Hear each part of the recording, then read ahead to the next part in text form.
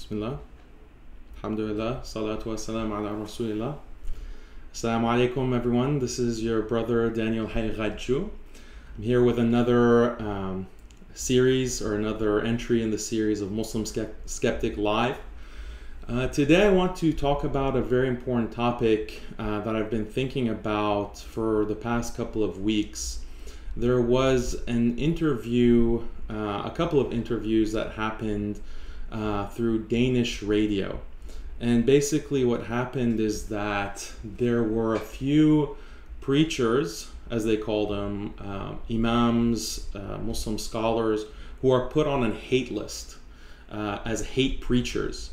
And they were, as hate preachers, so described by the Danish government, prevented from traveling to not only Denmark, but other countries within the European Union as well.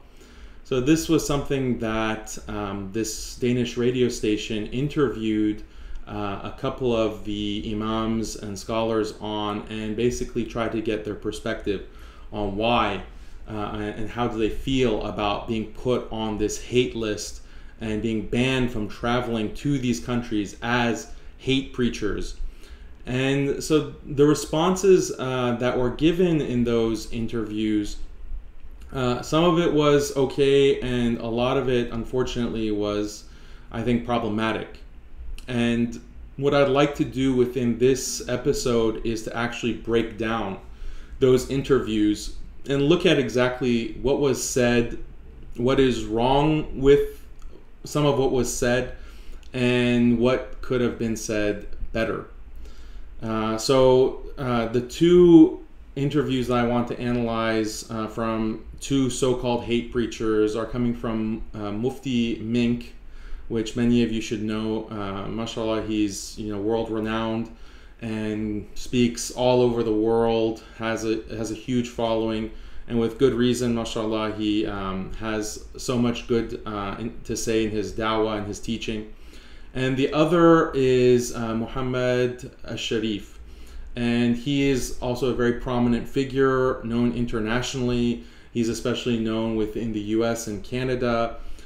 He has done a lot of great work, mashallah, and again, someone who is extremely, has had extreme contributions, great contributions to the Muslim Ummah. And so I just want to make clear that my intention here is not to blast these two figures or to portray them as being somehow deluded. I think that they had the best of intentions. They had the best of intentions in what they were saying to this Danish interviewer as she was asking them questions. And the questions that she was asking were very loaded. They were questions that were meant to trip them up, basically, and make them say things that would go contrary to what they actually believe. And so this was in many ways a setup, and so we should excuse any kind of lapse that they might have had or any kind of mistake that they might have made. And so I'm only presenting this or going and drawing attention to this because I think it's important, and I think there needs to be larger awareness of what is happening in these specific interviews, what is actually being promoted and peddled, and the way that liberal secular thought can distort and manipulate the Muslim mind and get the Muslim to speak or even think in ways that are contrary to Islam and going against Islamic values, going against the Quran, going against the Sunnah. And so this is a subtle influence. This is a subtle influence of liberal secular thought. Liberal secular thought, you don't have to go to the university to be affected by it. You don't have to go and study it, or you don't have to take a philosophy class to be affected by it. It's something that is in the air. It's in the water. We all are affected by it in the way that we speak and think.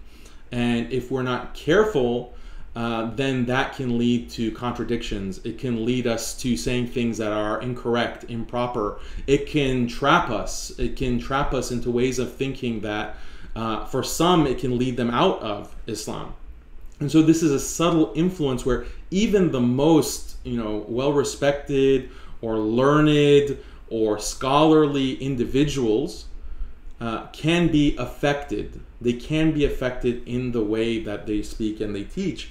And if you don't recognize that influence and you don't recognize the traps, you don't recognize the kind of patterns in this way of thought, then you are liable to fall prey to it. So this is what I would like to go through, inshallah, in depth, in detail, in this episode of Muslim Skeptic Live. I hope you can join me for most of it and take notes if you want, and pay attention really to some of these ideas that I'm going to try to, inshallah, convey to you in the best way possible, so that in the future, inshallah, you can recognize when you hear an interview, or if you're interviewed, if you have to speak on something or you're put on the spot, you want to be able to speak properly and not fall into these traps. And so on the theme of hate speech, I want to start by reciting an ayah of the Quran, and I'll read the translation, and then I'm going to ask you all some questions. I'm going to ask some broad questions. I want us to reflect on this and think about it very carefully. So again, this is on the subject of hate.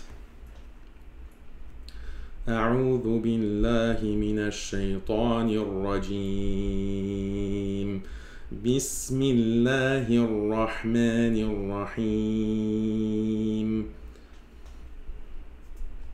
وقالت اليهود يد الله مغلولة غلت أيديهم ولعنوا بما قالوا بل يداه مبسوطتان ينفق كيف يشاء وليزيدن كثيرا منهم ما أنزل إليك من ربك طغيانا وكفرا وألقينا بينهم العداوة والبغضاء إلى يوم القيامة كلما أوقدوا نارا للحرب أطفأها الله ويسعون في الأرض فسادا والله لا يحب المفسدين صدق الله العظيم. So let's read the translation of this. This is the 64th verse of Surah Al-Ma'idah. And Allah says, and the Jews say, the hand of Allah is chained. Chained are their hands, and cursed are they for what they say. Rather, both his hands are extended. He spends however he wills. And that which has been revealed to you from your Lord will surely increase many of them in transgression and disbelief.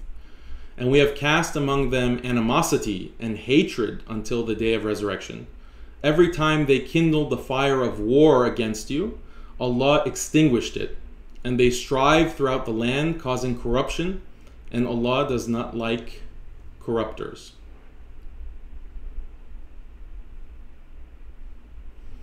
And in another ayah, I'll read you the translation. Allah says, and the Jews say, Ezra is the son of Allah, and the Christians say, the Messiah is the son of Allah. That is the saying from their mouths. They imitate the sayings of the disbelievers of old, and Allah's curse be upon them, how they are deluded away from the truth. So this is these two ayat that I read, these two verses. My question for everyone who may be listening to this or watching this at a later date, is this hate speech? Are these ayat hate speech? This is very relevant. This is very relevant. Why? because the Muslim preachers, the imams and the scholars who have been put on this hate list, on this hate preacher list, part of the reason, part of the justification for them being put on that list is reciting these verses, reciting from the Quran. So, what does that mean? What's the implication of that? I just recited these verses. I recited from the Book of Allah. As a Muslim, I know that this is the book coming from the creator of all the universe. The creator of all that exists has sent these verses, has elucidated the nature of reality through these verses and the entire Quran, and through the sayings and the teachings of the Prophet sallallahu alaihi wasallam. So, if this is hate speech, if speaking and reciting the Book of Allah is not allowed because it is hateful within Denmark and other parts of Europe, then this is preventing Muslims from their own religion. It's preventing Muslims from teaching their own religion, from reciting their book, from teaching and speaking about and giving durus on the Book of Allah. So what is the implications of that?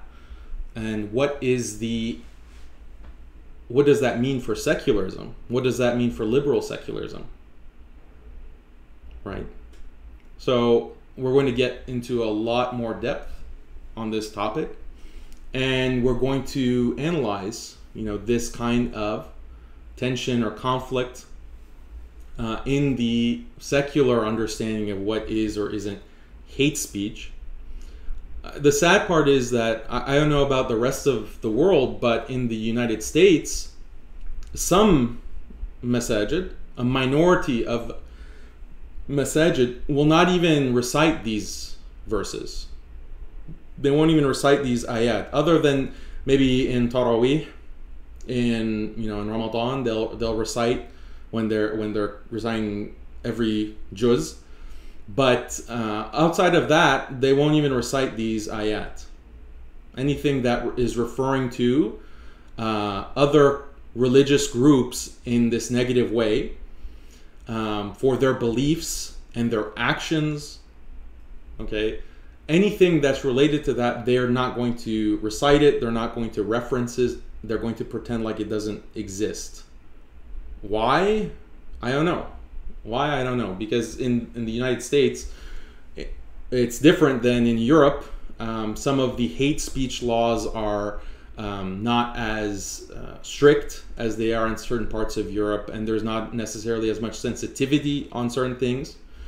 Nonetheless, I mean, this is changing. This is changing. The environment is changing. The political context is changing, where even things like reciting these ayat from the Quran or teaching certain hadith is being viewed as unacceptable, not allowed. You can't teach certain parts of your religion. So these masajid are the law hasn't changed yet, but these masajid are self-censoring. These certain imams, the ones, especially the ones that are most engaged in interfaith, quote-unquote, dialogue, they're self-censoring themselves big time. They're not going to recite these ayat. But what is the implication of that? If you're deliberately avoiding, you're deliberately hiding certain parts of the book, you're deliberately avoiding touching on certain ayat of the Book of Allah. And we all know the problem with that. We all know the problem. Allah, in fact, criticizes, this is the circle here. Allah criticizes Bani Israel and past Jewish and Christian communities for doing this, for hiding parts of Scripture and writing Scripture with their own hands and saying this is from Allah. They hide and they concoct. They hide and they concoct And this is what the past communities in the Quran, Allah is criticizing them and saying, you're doing this, you're distorting. Why is Allah telling us this in the Quran? Why is Allah relaying this history? Why is Allah pointing to certain kinds of practices and certain kinds of beliefs in the Quran for us? It's so that we don't fall into the same mistakes.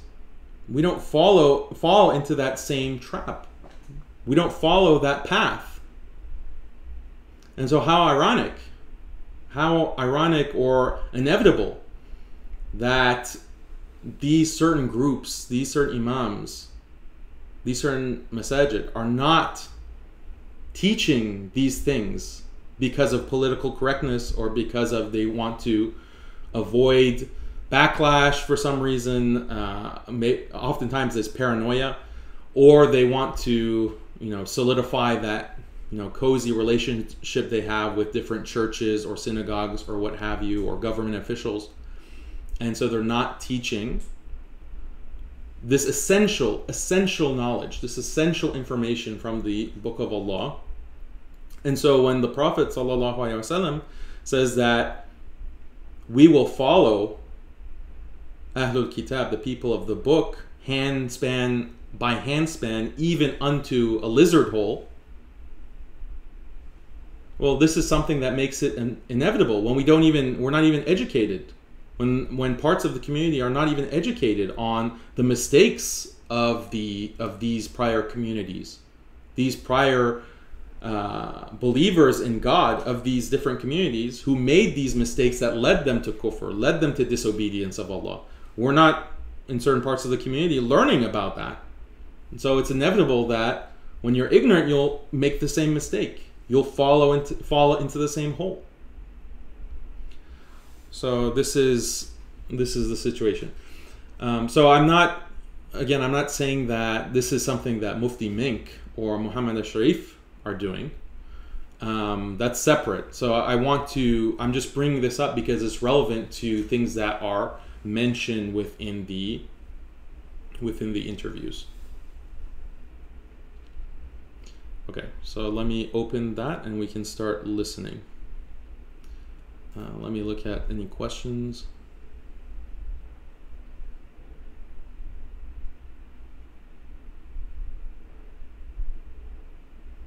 Someone asks on Facebook, do you have a YouTube channel? Yes, there is a YouTube channel that's also live streaming, so you can check that out right now if you prefer to look out through YouTube instead of Facebook. Brother Ifat is saying that we are conditioned to think like this. We are conditioned to think in this kind of way that we feel like censoring our own teachings. Abu Mujaddid makes a great point, or they won't relate these ayat to be applicable to contemporary times. The Quran, of course, the Quran is applicable, relevant to contemporary times. Of course, this is the message that Allah is sending us so that we're aware of wrong ideas, okay? Wrong ideas, wrong beliefs, and wrong actions, so that we won't make those same mistakes. They're very relevant. And so I agree, like there's this, you have certain people, certain preachers who will refer to the ayat, they'll read the ayat in a way, in the sense of, oh, well, these are just from the past, these are stories of old, right? That kind of mentality. And so they're not relevant. So yeah, that's a big problem as well.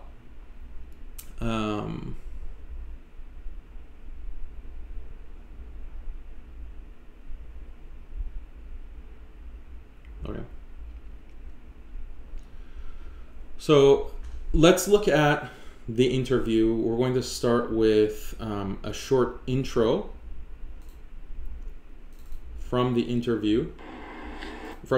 So again, this is a Danish radio program that has interviewed Mufti Menk and Sheikh Muhammad Sharif, and this is like the 2-minute introduction to the longer interviews.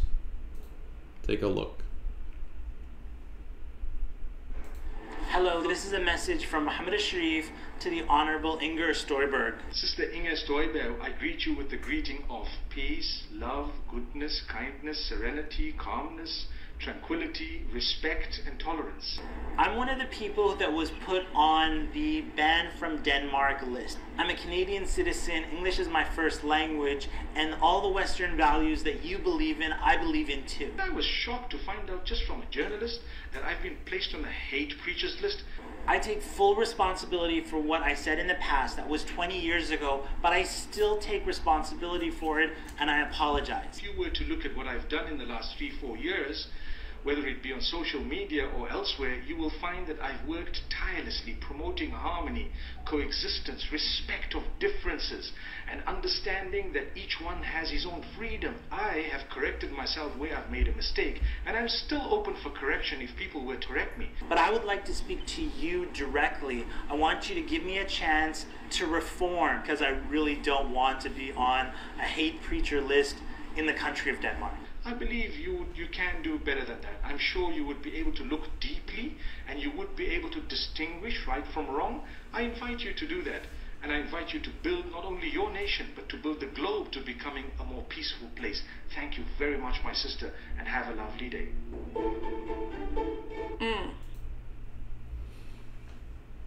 Okay, so that is the introduction to the interviews. And so already you can see, hopefully, some issues that are with that, just those brief statements, like saying that my values are Western values. That kind of very unqualified statement is a problem right off the bat. That's a big problem. There are many values.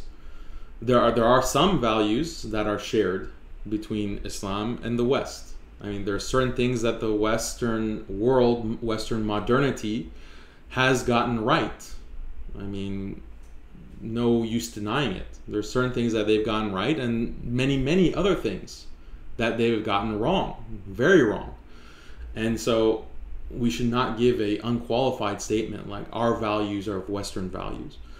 An example of a Western value that we do share, that is found in Islam, for example, is the importance of due process. The importance of due process for people who are accused of crimes, going through a process of determining someone's guilt through evidence and deliberation and investigation and so forth. This is due process. This is something that is definitely valued within Islam. But unfortunately, even that value within the West is being eroded because of things like the feminist drive to basically banish things like victim blaming, quote unquote. If someone accuses someone else of sexual assault or harassment, then we should believe all victims and things like this. This is actually eroding due process, values like due process. So that's a separate topic. Another Western value, equality before the law. This should be a value, at least. I don't know how well it's being implemented in the Western world today, but in general, equality before the law means that it doesn't matter if you're rich or you're poor.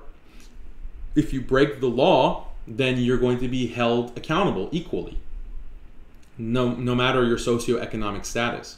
I mean, this is an ideal also very explicit within Islam, and the Prophet ﷺ mentions this, that when it comes, for example, to the application of hudud, the had, of stealing, for example, it doesn't matter if someone rich steals something or someone poor steals something. It doesn't matter if they're rich or poor, or what tribe they belong to, their family, how high of a social status they have. There's going to be consequences equally in front of the law.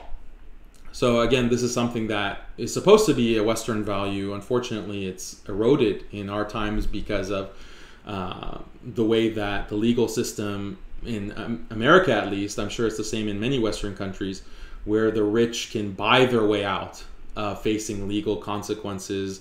The law is less strict. Judges are less strict. They're more lenient when it comes to sentencing the rich of society when they commit crimes, as opposed to the poor. You have, so many examples with the financial meltdown of 2008. Bankers who were involved essentially in stealing so much money, people's money, billions of dollars were lost. People's money was lost because of the irresponsible, deliberately negligent, self-serving actions of Wall Street and these bankers. And so those individuals involved in that scheme, colluding with each other, colluding with government officials, faced no consequences, even though they brought the economic world to the brink of collapse and affected millions of lives and basically put millions of people into poverty because of their actions, but they faced no consequences. They didn't even receive a slap on the wrist within the legal system. But if you're poor and you for example, get caught stealing a bag of Cheetos from a grocery store, you can face severe consequences. You can even be put in prison for something like that. Whereas the rich, these Wall Street bankers, destroying so many lives, nothing comparable to what the petty, shoplifter is doing, face no consequence at all. So this is a corruption. This is corruption within Western society, within Western laws. But nonetheless, you can say that the value is shared between the West and Islam. But those are just a couple of examples. So many other areas, there's conflict between Islamic values and Western values. And so that's going to come to light within these interviews. So let's start with Mufti Menk. And so just so you are aware, I took the relevant parts. We can't listen to the entirety of both interviews because that'll take too long. So I just took selective samples from their statements to analyze for the purpose of this broadcast. You can always go back and I'll include links when the when the live stream is ended. I'll include links so that you can go listen to the full interviews if you so choose. Okay. Actually, you are not only banned from entering Denmark, you are actually not allowed to enter any of the Schengen countries. It's 26 countries. What are your concerns about that? All right, actually, let's start with Muhammad Sharif first. Start with him and then go, because it's shorter, and then go to Mufti Menk. How do I feel about that? I think that's incredibly unjust. So it's unjust for two reasons. Number one is that I was not given due process. So in other words, how we have in our Western values is that if you're going to bring a claim about somebody, you have to say it to them. And you have to give them a chance to respond. And part of our Western values, and I'm sure these are Denmark values as well, is you have to give the opportunity for somebody to reform. Okay, so the problem here is Muhammad Sharif is appealing to due process. But I don't know if that's the right response to have to this whole entire situation. Because again, what happened was you have the Danish foreign minister of immigration. Her name is Inga Støjberg. And she is, in fact, a far-right, almost fascistic politician within Denmark. And she has had a long history of anti-Muslim animus. So she is no friend of Muslims. She is no friend. She doesn't want Muslims in the country. And there are many examples of her speaking to this.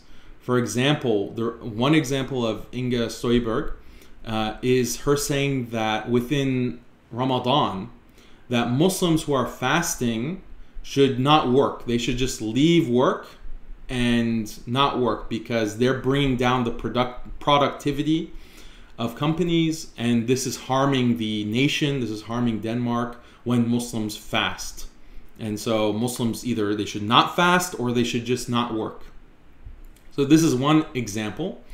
of her kind of Muslim and Islam hatred.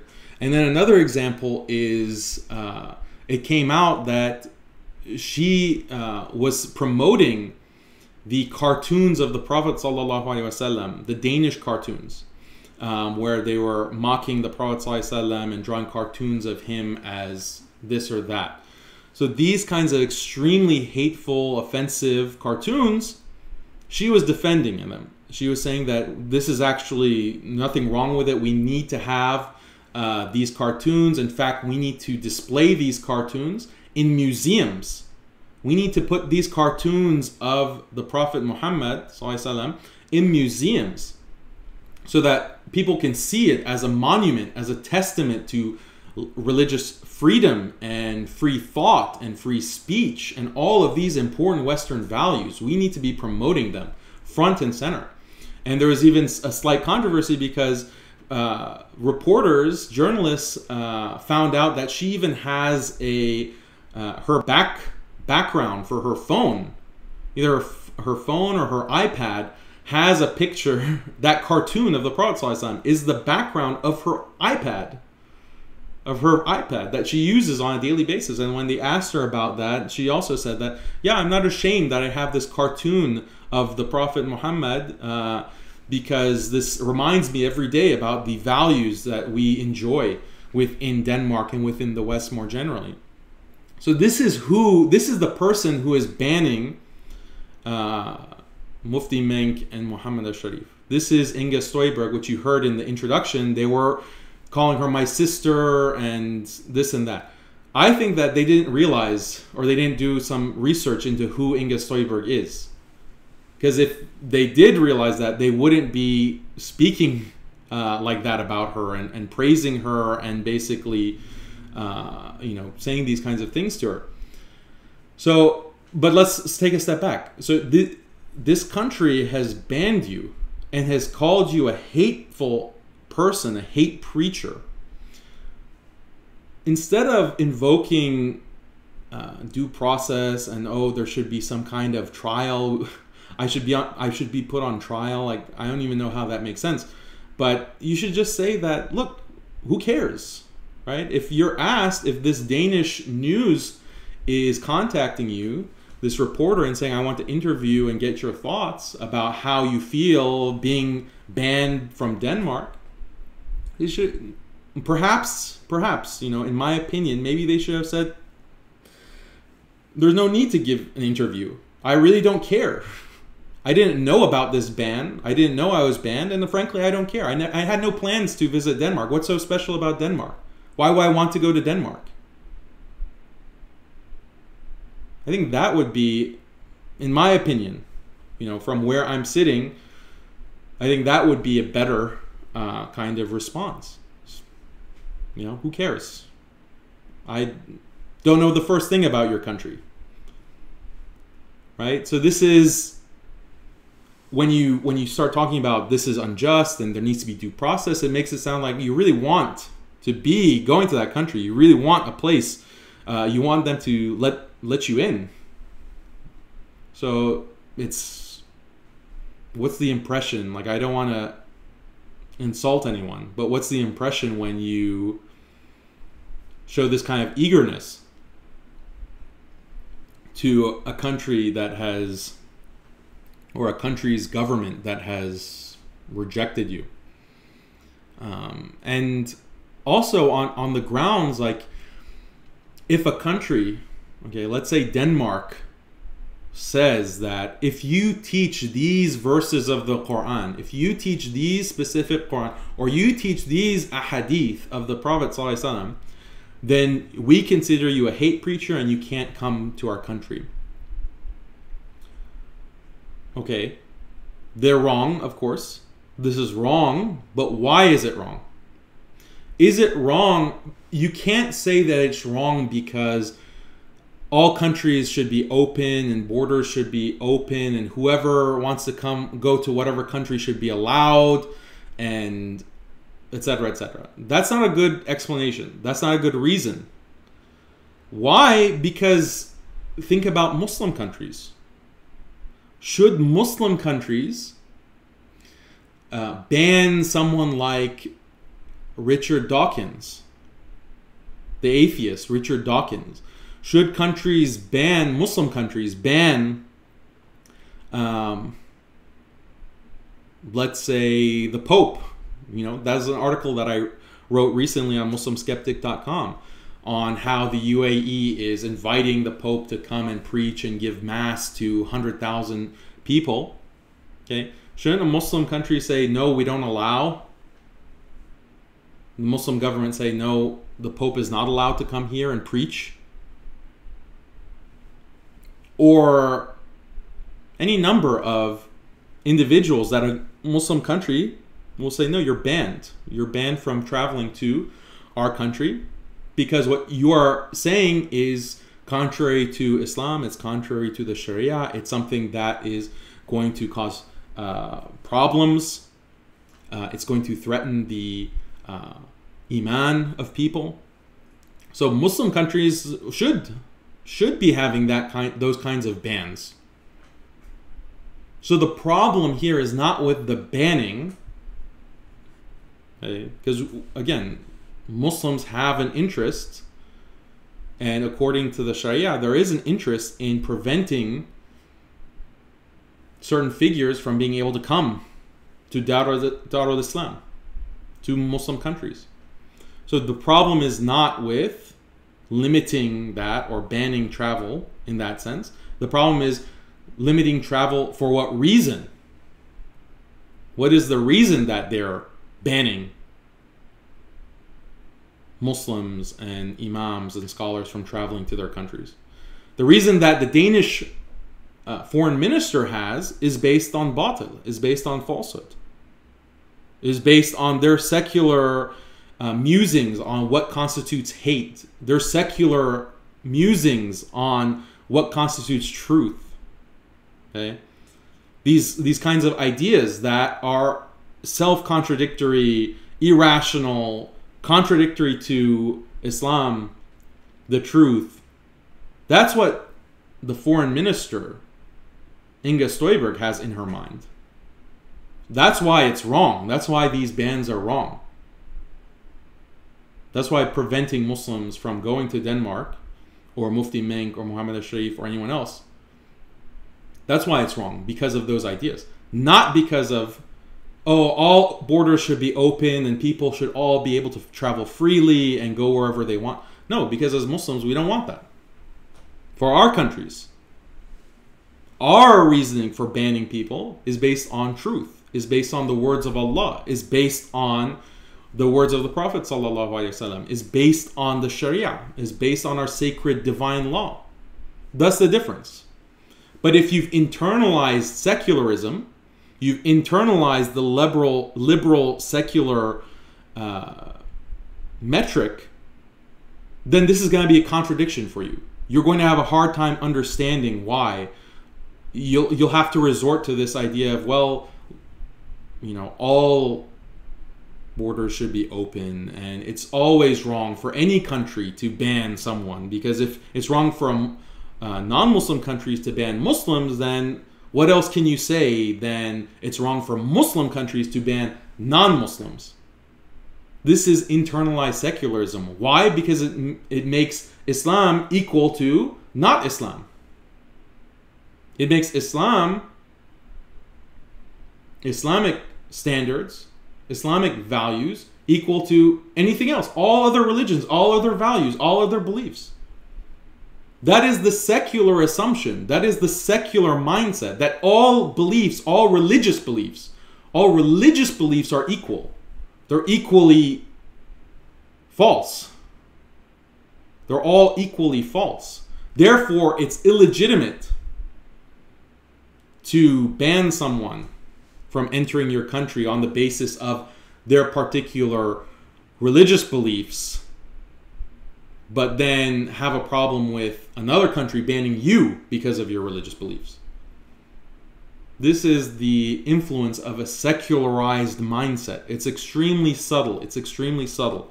And we talked about when it comes to the Pope and how I was saying, and many were saying, that the Pope shouldn't be allowed to come to the Muslim world and give mass and do Catholic dawah. But does that mean that we also don't think Muslims shouldn't have masajid and Muslims shouldn't give talks and Muslims shouldn't do dawah in the non-Muslim world, in the Christian world, in the West? No, that doesn't follow.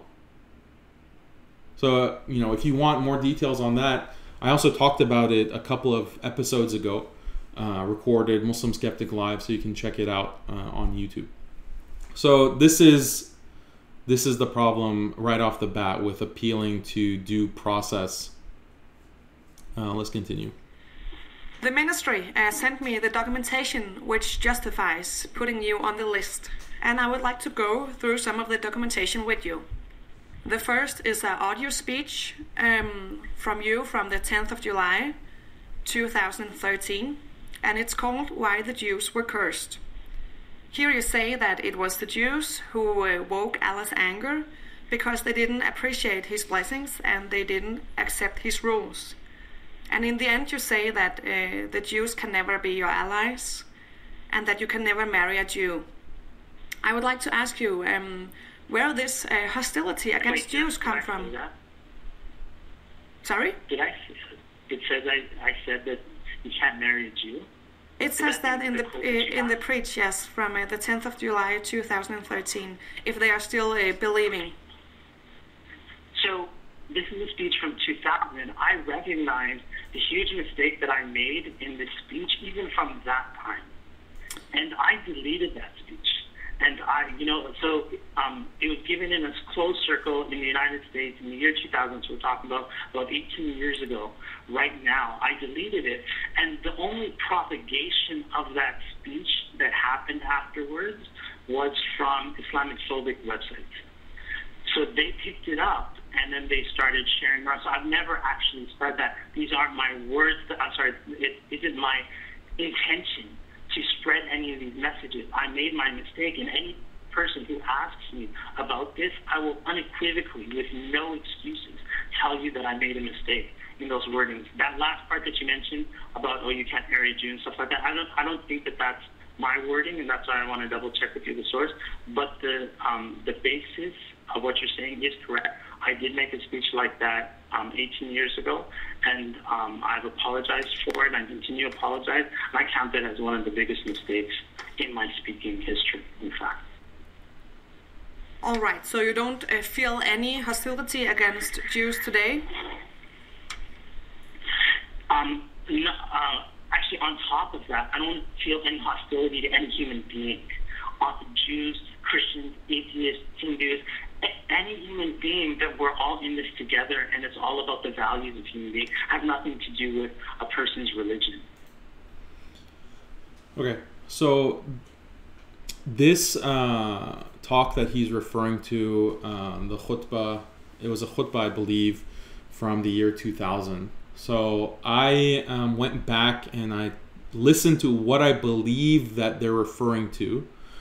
If you search Muhammad al-Sharif, Why Allah Cursed the Jews, this is something where you can go listen to it. It's still on YouTube. And the thing is that I listened to it, and all he's doing within that khutbah is going through the ayat that refer to Ahlul Kitab. He's going through the ayat one by one, and discussing, giving a very basic tafsir of these ayat that refer to Ahlul Kitab. So it wasn't really specific to Yahud, to Jews. He was mentioning Christians and Jews because certain verses mention both Christians and Jews. Some of them only refer to Yahud, which is like the one that I started the broadcast with and reciting. And then others are referring to both Christians and Jews. And so this is something that his khutbah was purely concerned with that. I listened to most of it, and I didn't really see anything beyond just going through the ayat, relaying lessons. What is Allah trying to convey by giving us examples of past communities, by giving us examples of how Jews and Christians behaved and acted and what they believed in, so that the Muslim community can learn from mistakes, can learn from those kinds of problems that they brought upon themselves. So is that hate speech? And that's the question that I began the live broadcast with. Is that hate speech to just teach the Quran?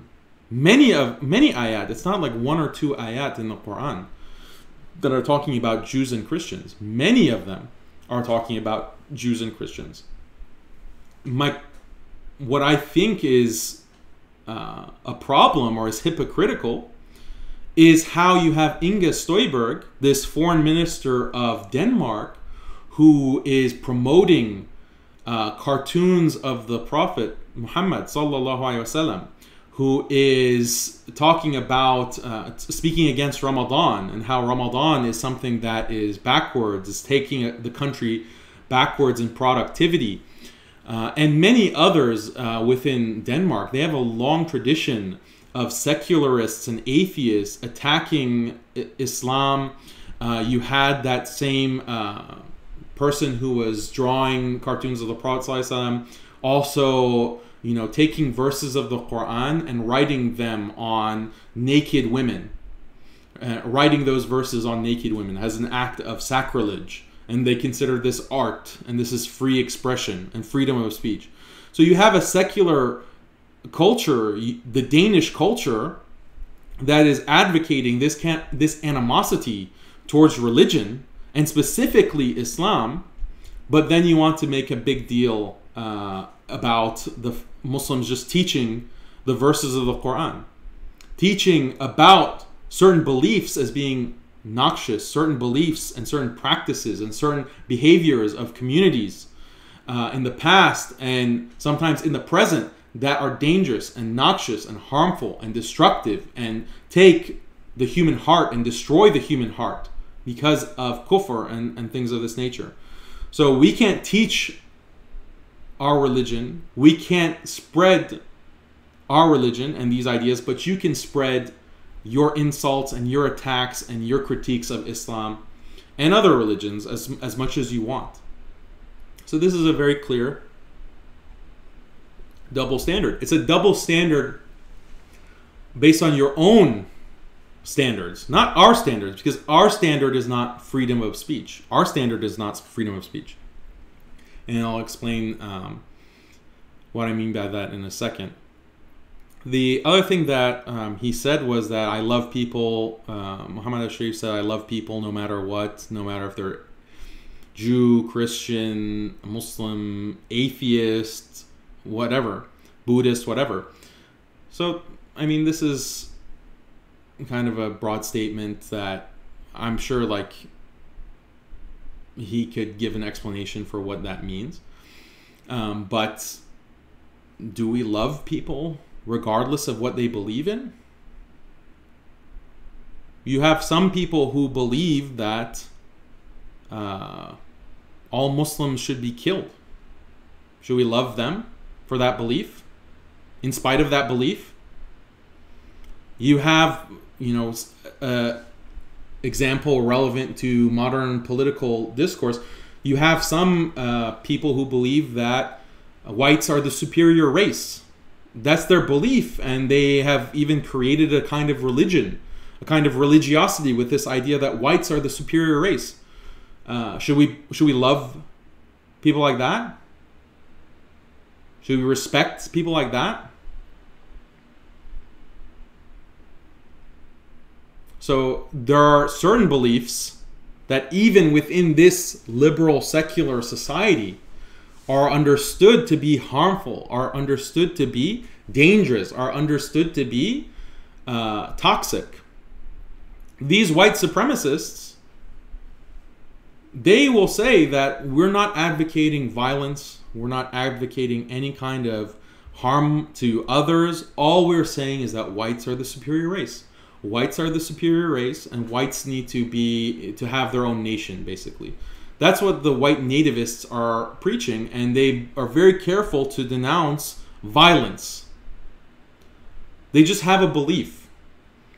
But if you ask the average liberal, philosophically liberal person in the political mainstream, what do you think about those beliefs? They'll admit these are terrible beliefs. And whoever's advocating those kinds of beliefs are doing something terrible. This is wrong. If you ask them, oh, well, shouldn't you love everyone? Shouldn't you love people regardless of their beliefs? They'll say, are you crazy?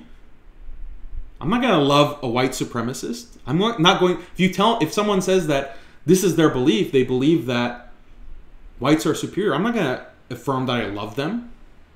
That's the furthest thing of concern right now, is whether I love them or not. Let's focus on the white supremacy and the harm that's caused by that, and the noxiousness, the toxicity of that belief. So then why... So you have this understanding of racial superiority being wrong, being immoral. As Muslims, we agree, of course. We agree that this white supremacist attitude is wrong. But there are other beliefs that are even more wrong, more immoral, more noxious. Believing that Allah has a son. Believing that there are partners with Allah. Believing that all of this creation, everything around us and within us, is just the product of chance without a creator. Those are extremely harmful beliefs. Those are extremely dangerous beliefs.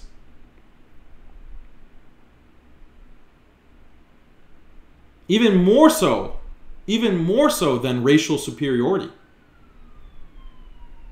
So this is something that Muslims, the sirens, they're coming for me. They're coming for me right now. So this is something that we have to recognize, is that there are beliefs that are dangerous. And when it is said that there's religious freedom in the West, meaning that there are certain, that no matter what you believe, you can practice what you believe. You can practice what you believe. You can teach what you believe, because this is religious freedom. Well, this is not the case. It's only because you've defined religion in a very specific way. You've defined religion in a very narrow way. Only certain beliefs fall within the parameters of being a religion. And even within that narrow band, there are certain religious beliefs that you don't allow, that are not kosher, so to speak, that are not, you're not allowed to teach them. So this is how religious freedom, quote unquote, is such a manipulated concept. It's such a manipulated concept. Let me give you an example. Yeah, so like I mentioned, white supremacy, racial supremacy. If that is part of your religion, then you're not allowed to preach that. That's considered hateful. And it's interesting because we do have a very well-known religion that does have a concept of racial superiority within Judaism. Jews are the chosen people. That kind of superiority can be taught and is acceptable within the religiously free West. But other types of racial superiority are not. If you claim that this is my religious belief, that whites are superior to other races, no, you can be sanctioned by the government. You can face all kinds of legal consequences. You can face all kinds of social consequences. You can be fired from your job. Economically, you can suffer because of that belief. It's a belief, right? If you believe in racial superiority, that is just as much a belief as believing that Allah is the creator. Believing that, Jesus, Isa, peace be upon him, is the messenger of God and the Messiah. Those are all beliefs. You have all of these different beliefs. Believing that, for example, same-sex marriage is something moral. That's a belief. Believing that a woman has the right to choose what happens to her body and has the right to decide to terminate a pregnancy. That's a belief. Believing that guns should not be in the hands of private citizens. We need gun control. That's a belief. Believing that the United States should be involved with spreading democracy throughout the world, that's a belief. These are all beliefs. What makes certain beliefs, quote unquote, religious and others not? And how can you justify that on a secular basis, from a secular standpoint? This is something that secularism does not address, cannot address. It's arbitrary that certain things are considered religious and other sets of beliefs are not. And then how the way that the secular West constructs religion in this way, is in the service of state interests, state and corporate interests. Okay, so let's continue and we'll elaborate on these points. All right, but do you understand if the ministry in Denmark, do you understand if they find this preach controversial? If they want to censor me for something that I wrote 20 years ago, and I'm not even going to Denmark, and I'm not at the border, then what are we allowing that government to do to other people? So I'm even asking for you, if you're a reporter in Denmark, what if tomorrow they don't like what you said? Are they going to censor you? Are they going to ban you from European countries because they don't like who decides what is liked and what is not liked? And I actually looked this up in the Danish legal code, that anyone is entitled in print, writing, and speech to publish his or her thoughts. Censorship and other preventive measures can never again be introduced. That's Article 77. So you actually think our government is breaking their own laws? Let's look at the facts, what was done to me, in that, and then they're breaking their own law. And I'm also saying that the people that are really harmed from this are the Danish people. All right.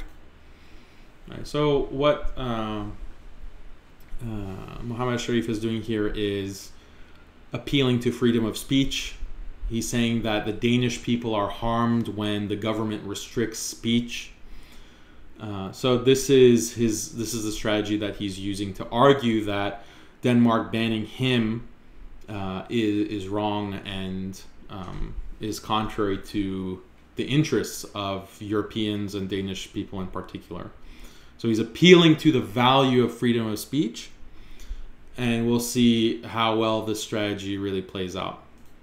I would like to go through to the second example of the documentation they sent to me. It's a preach, or it's an article written by you, and you're talking about television as the third parent. You're saying that television is harmful to Muslim beliefs and state of society because it includes the presentation of bad morals, nakedness, tempting scenes, immoral pictures, and destructive speech. And now I would like to ask you if you think this preach is clashing with the freedom of information, religion, and speech we have in Denmark. You don't have to be. So this is what the reporter does, and she clearly had this prepared to trap him.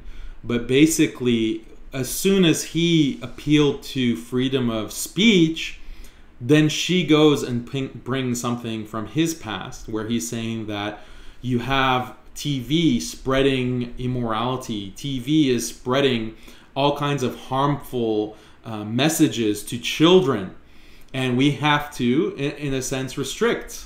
Like, there needs to be restrictions on what can be shown on TV. And this is something that is very logical, and even non-Muslims would accept that, yeah, there are certain things that we shouldn't be propagating on and broadcasting on television stations and so forth, that we shouldn't expose people to. But this reporter is using it to say that, well, according to you, in certain cases, speech it's a good thing to restrict speech. It's preventing harm to restrict speech. So how do you respond to that? It seems like, according to this article of your past, you're against freedom of speech. So aren't you being a hypocrite by now invoking freedom of speech when it affects you, when it affects your ability to travel to Denmark and to preach your ideas. So this was a trap that they set for him.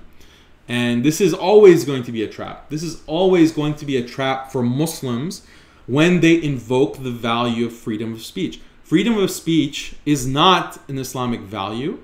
In Muslim society, if a Muslim society that is run according to the Sharia and that upholds the Sharia, upholds the divine law, there are many restrictions on what people can say. In particular, blasphemy against Allah, blasphemy against God, insulting the Prophet sallallahu alaihi wasallam, insulting any prophet, any of the messengers.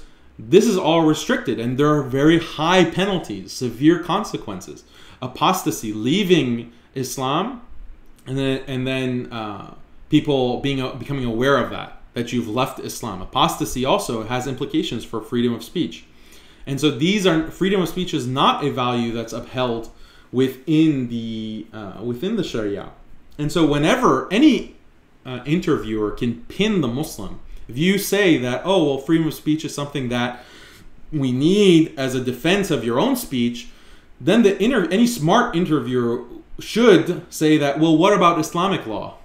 What about blasphemy? What about the fact that according to Islamic law, there are these kinds of penalties and consequences for blasphemy and insulting the Prophet ﷺ and so forth? Any smart interviewer would immediately go to that, because then the Muslim has nowhere to go. Either say, yeah, well, I guess freedom of speech, there has to be limits to speech, or either they'll have to admit that and backtrack, or they'll have to say, well, I don't agree with the Sharia. I don't agree with what Islamic law has to say with this. Or that's irrelevant, like Islamic law is only for the past and now we're in a different time and so it's not applicable. So this is the kind of trap where you have to respond, one way or the other. The correct response when it comes to freedom of speech is to say that freedom of speech is something that is not respected in any part of the world. Freedom of speech is a mirage. It's something that doesn't actually exist. And the Western philosopher who most eloquently argued this is named Stanley Fish. Stanley Fish, and he wrote a book called There's No Such Thing as Free Speech, and It's a Good Thing Too. And he makes a very simple argument. It's not difficult to understand, but speech can be harmful. Speech can cause a great deal of harm. It can cause a great deal of suffering. And so speech is something that, just like actions, can affect people in profound ways and in profoundly destructive ways. So just like we have laws that restrict people from inflicting harm, that restrict people from actions that will damage them, we also, by that same token, have to restrict speech. By that same token, we have to have laws that restrict speech, restrict people from being able to cause harm in this way. And as a matter of fact, all countries, all of these quote-unquote free speech countries have laws that prevent this kind of harm. For example, you have libel laws. Libel, right? If you deliberately lie about someone to harm them, especially if you want to harm their business or you want to harm a corporation, you libel, then this is something that you can be prosecuted for. Fighting words. If you go and you start provoking someone, you start insulting their mother, this can be restricted. This kind of speech can be restricted. You can be held liable for those kinds of fighting words. Copyright laws. Your ability to just copy someone else's work and publish it under your own name.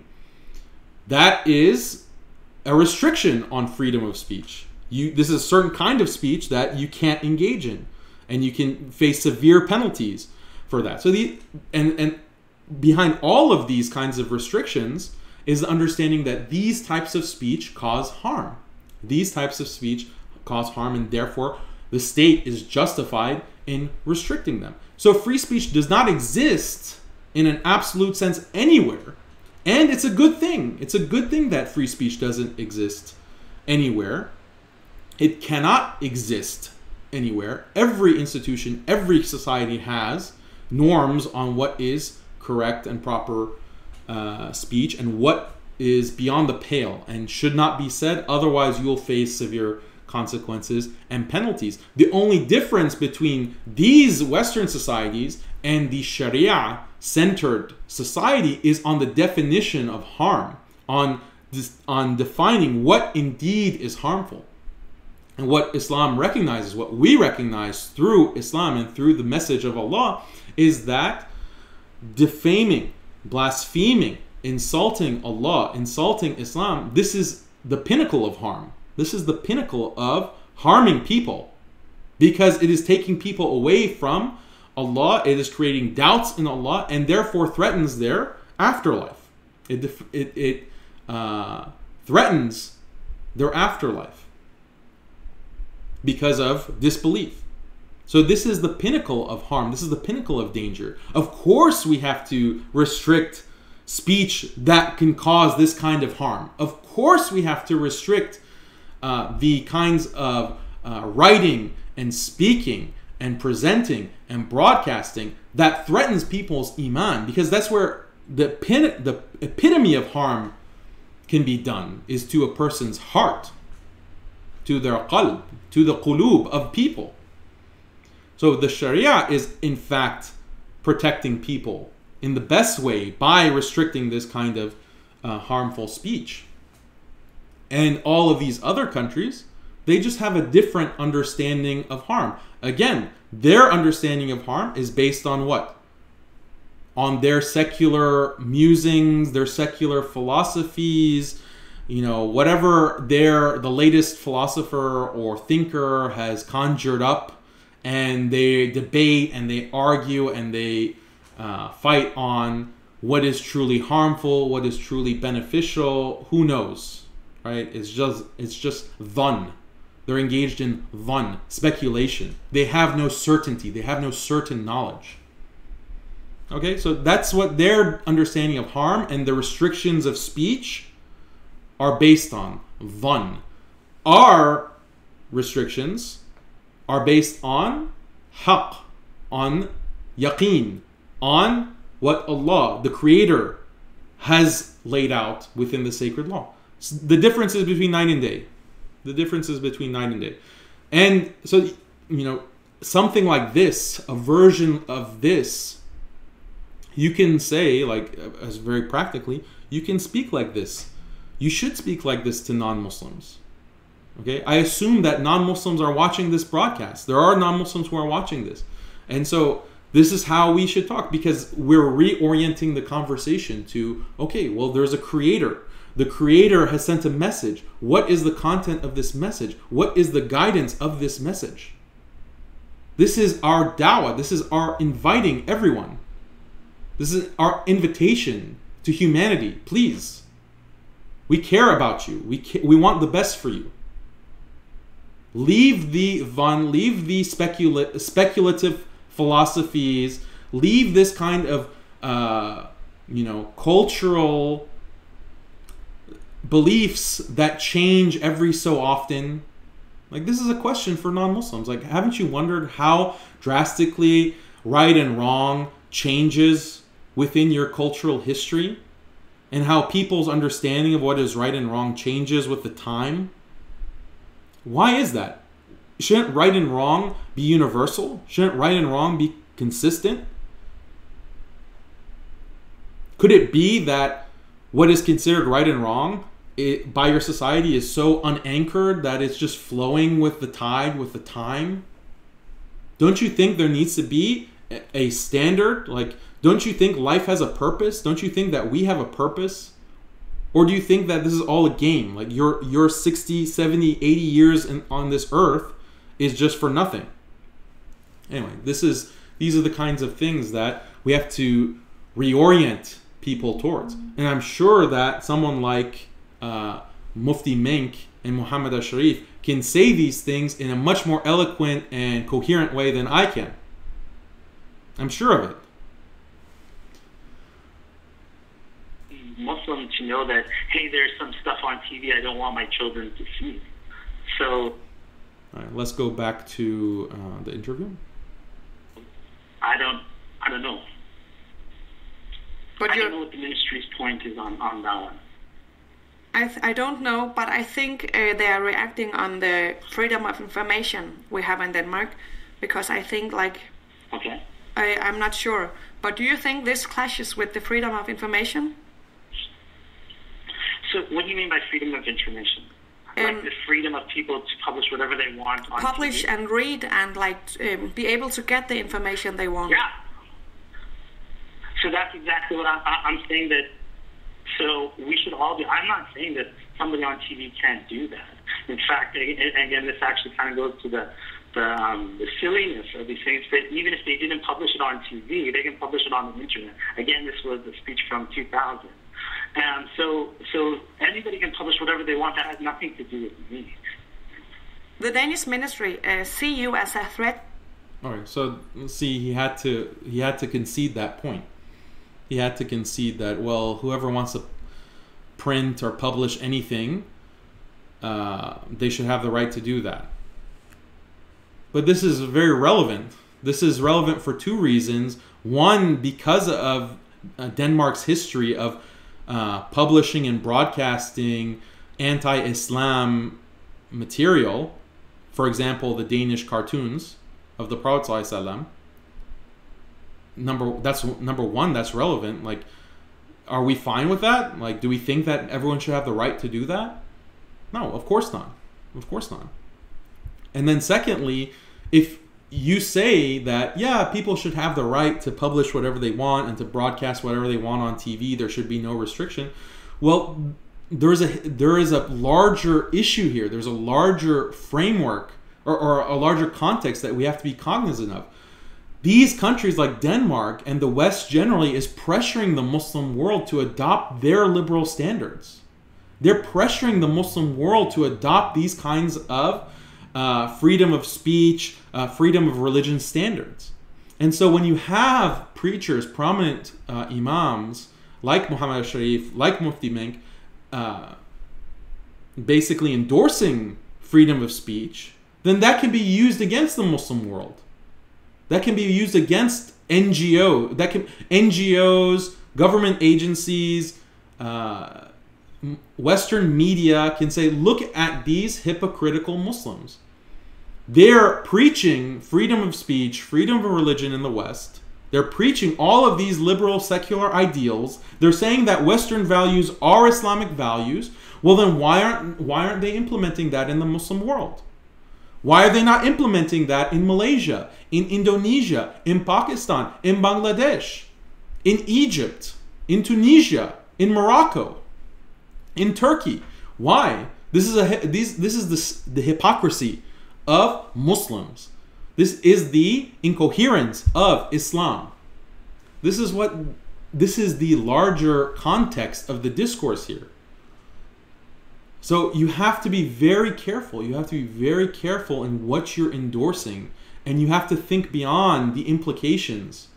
Like, I'm sure, again, like, this is not like when you reach a certain kind of prominence or a certain level of prominence, like Mufti Menk and Muhammad al-Sharif, you represent more than yourself. You represent more than yourself. You're speaking on behalf of the Ummah, in a sense, to the Danish people, or to these specific Danish people who are questioning you and questioning your religion.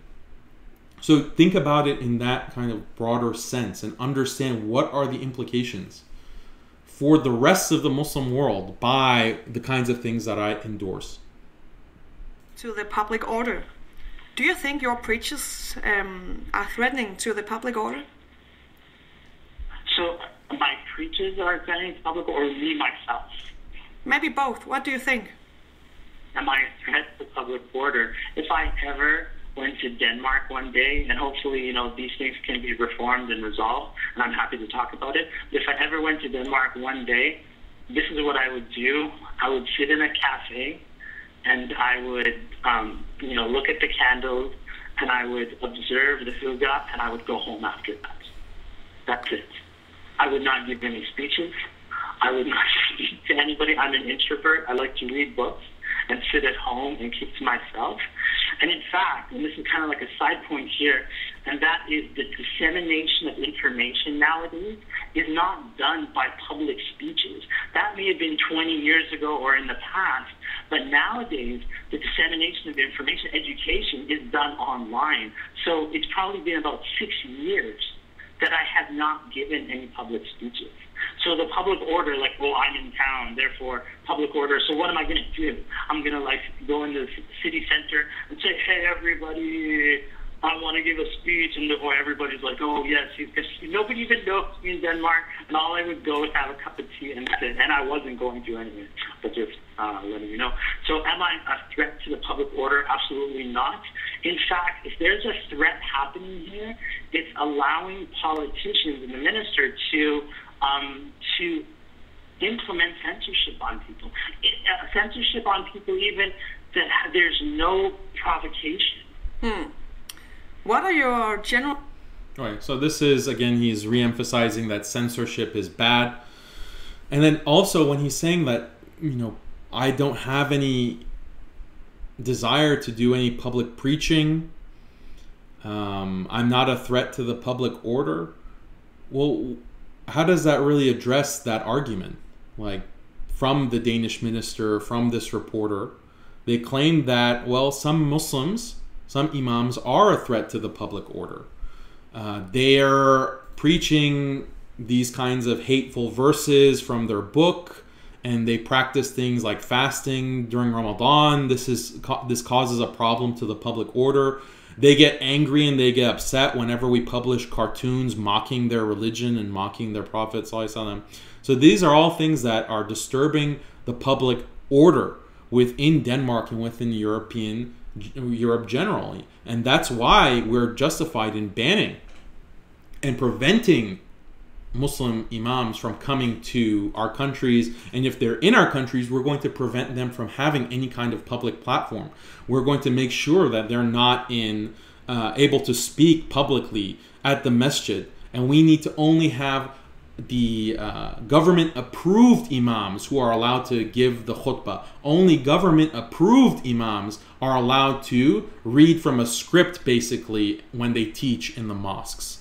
And furthermore, we have to limit the internet activity and the kind of video content that is coming from these hate preachers, because the internet can affect public order just as much as public speech does, as you, Muhammad al-Sharif, have recognized and told us. So this is the implication of the things that he is saying. It's basically reaffirming what the foreign minister has done in banning hate preachers. And in fact, he's essentially giving a justification for more kinds of restrictions, more restrictions on Muslim speech. So this is the trap. This is the trap that you fall into when you make the mistake of affirming freedom of speech and saying that this is an important value, and as Muslims, that's our value and we support it, and we're all about freedom of speech. We shouldn't ban and censor and so forth. Okay. Well, considerations about Denmark and the other Western countries. So I'm Canadian, and I've born and raised in Canada. The Western values are my values. I know, and in fact, my parents immigrated from Egypt in the 1970s to Canada. I have not been back to Egypt. I went when I was a child twice, but I haven't been back to Egypt in about 30 years.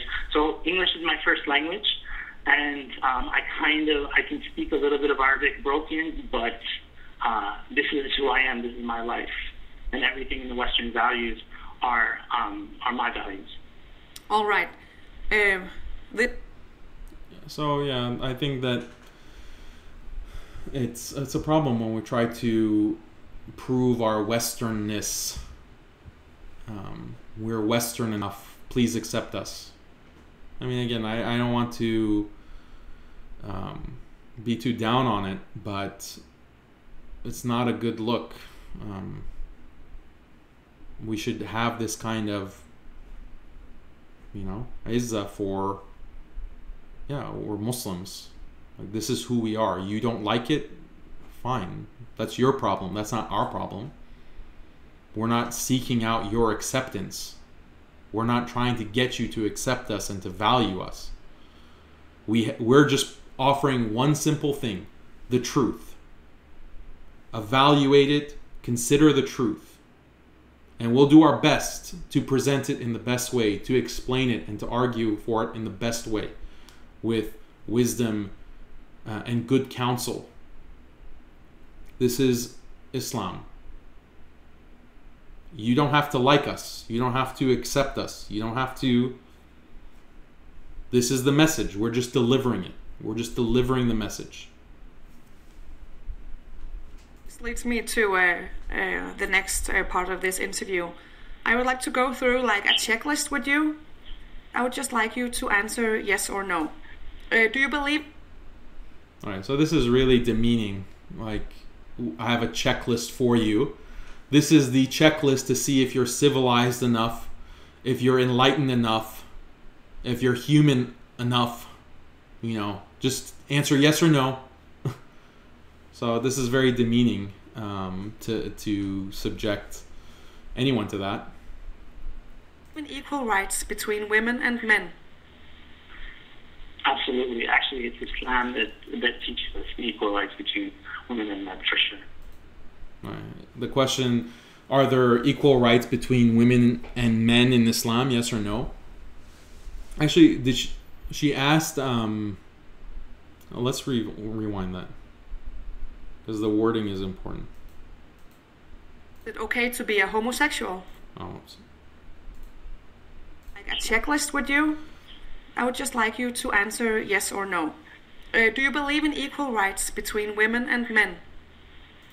Wait, do you believe in equal rights between women and men?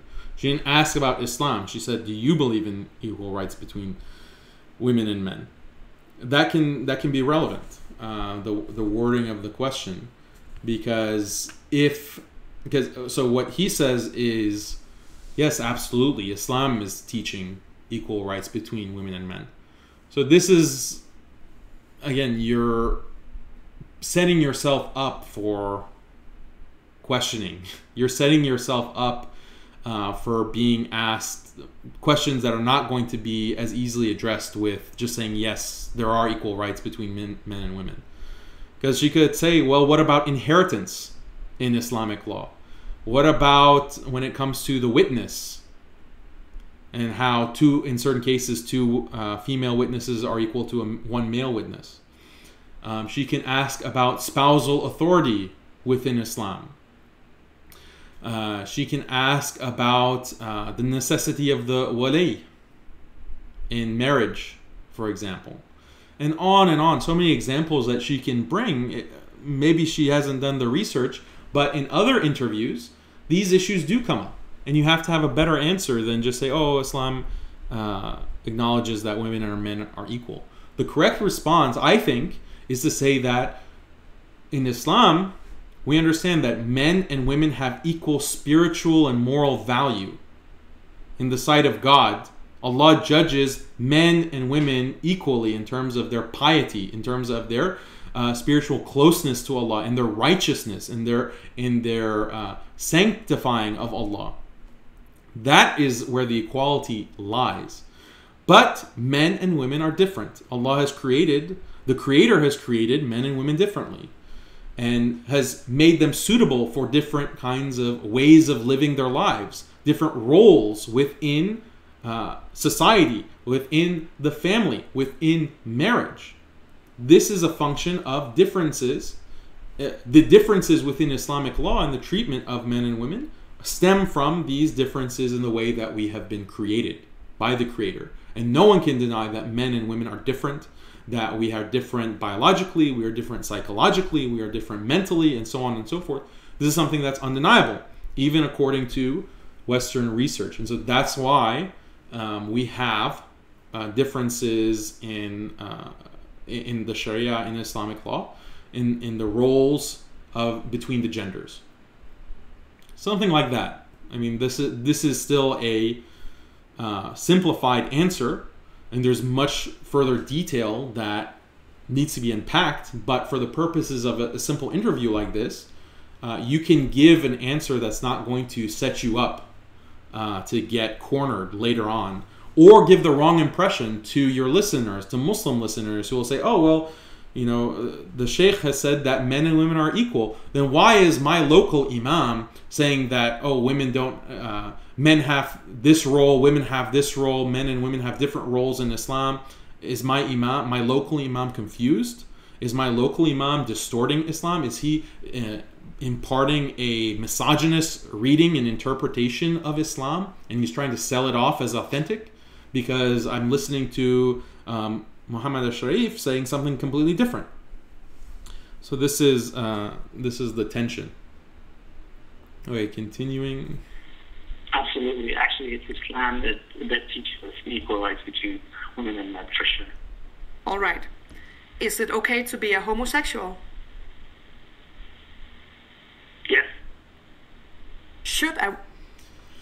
So it's possible that the Danish interviewers also cut what he had said when he responded to this question, because the question was, is it okay to be a homosexual? And he said yes. So again, like, maybe they cut it off. I think that the distinction has to be made when responding to this question between having same-sex attractions or having same-sex desires versus acting on those desires and feeding into those desires and dwelling on those desires and trying to strengthen those desires. So these are the distinctions that are found within Islamic thought, within the Islamic scholarly tradition. And, you know, it's very clear that sometimes there are people who, they, for whatever reason, this is their test, they're tested with being attracted to the same sex in a sexual way. They have like sexual desire for the same sex. So is it okay? So is it okay to have those desires? Well, it's outside of your control. You can't control if you have those desires. So that's an irrelevant question. It's a non sequitur. But the question, what you do have a choice is to dwell on those desires, to strengthen those desires, to act on those desires, to feel justified in acting on those desires. Those are things that you can control and you therefore are morally culpable for within Islamic law and Islamic ethics more broadly. So this is the kind of distinction that we have to make, instead of just accepting the terms and the vocabulary that are fed to us. Like, we have this, there's homosexuality and there's LGBT and you can be gay or lesbian and there's sexual orientation and blah, blah, blah. All of these categories, we have to question, we have to put things in our terms. Okay, so this is an important tip for anyone who is being interviewed or has to explain this issue. Don't panic, okay, when you're asked about homosexuality. Don't panic. Just go back to the first step, and this gives you some time to regroup. Go back to explaining, okay, according to Islam, and Islam is elucidating what is the true nature of this issue. There's a difference between what someone desires and what they're attracted to versus how they behave and how they act. Okay? Start with that distinction and explain. If you don't know these distinctions, if you don't know these categories, go to my website, muslimskeptic.com. I have many articles on this that you can read and you can understand, like, okay, this is the way to present the Islamic ontology of desire and attraction and sexuality. We shouldn't just assume the Western modern paradigm, which is, by the way, constantly changing according to the whims of these activists and these LGBT promoters. We need to center our paradigm. We need to center Islam, our the correct understanding of reality that's based, again, on what? On haqq, not on dhann. Okay, continuing. Woman be able to shake hands with a man? Of course. Yes. Do you believe in freedom of religion? Of course. Absolutely. 100%. Do you believe in democracy? Yes. All right. So, like I said, the checklist is extremely demeaning and basically forcing someone to answer yes or no. And so, I mean, all of these answers, you can easily be trapped. Someone who, or interviewer who is more educated or aware of different aspects of Islamic law would have gone, on a rampage, just dissecting all of those admissions, and it would make the interviewee look very bad when it comes to religious freedom, shaking hands, contact between non-mahram men and women, democracy, all of these things. There are different answers that you can give that are more nuanced and are more true to what Islam actually teaches. Okay, so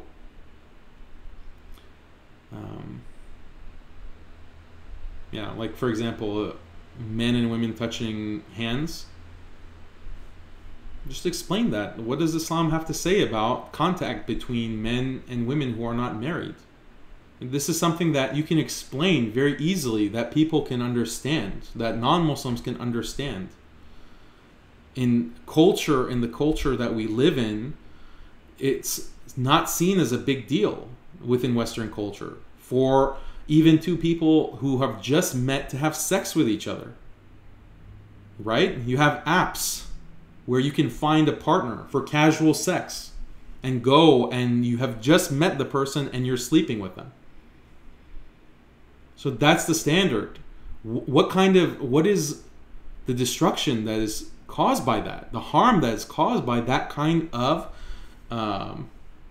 sexual promiscuity. There's deep harms. There's deep harms to the individual spiritually and even psychologically. And you can cite studies, you can cite articles, you can cite research that shows what is the psychological damage caused when you're just engaged in a series of casual sexual encounters. So if you can see the damage of that, if you can see the damage of fornication, and I've argued this in our previous episodes, and we're running out of time, so I don't want to belabor it, but there are all of these dangers and damages and harms that you can cite for these kinds of sexual behaviors. To a non-Muslim, they can understand it. They can understand it when you explain it to them, and they also have a fitrah. They also have a sense that these things are not right. Okay, when you show, they've done experiments of, depraved experiments of showing children pornography, young children, and just by being exposed to them, the researchers were noting their reactions, and the children were crying. They're disturbed, like, what's going on? So this is something natural. This is something that we all sense. It's only the cultural context that is destroying the fitrah, is constantly telling us, no, engage in depravity. No, you have to, if you truly want to be free, if you truly want to be enlightened, you have to be okay with practicing this kind of casual sex, and the genders need to be constantly mixing with each other and connected with each other and touching each other and hugging and kissing each other. This is what enlightenment means. Why should we accept this? Just because the rest of society has been brainwashed into thinking this doesn't mean we have to appease their delusions, that we have to cater to their delusions. No, our responsibility is to wake them up. Our responsibility is to wake them up and say, look at how you're living your life. This is not how you should be living your life. This is not helping you. This is not how you can succeed in this life and the next life. This is not what you were put on this earth for. So these are the kinds of conversations that we need to have with our neighbors, with our friends and family, non-Muslims.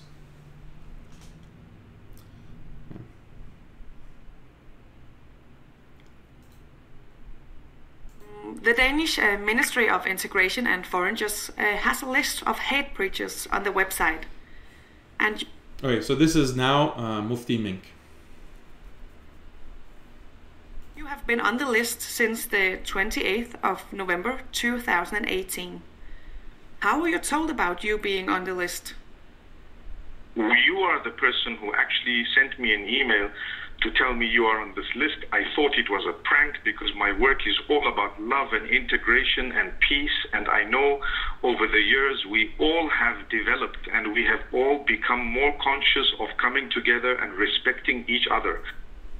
All right, so right off the bat,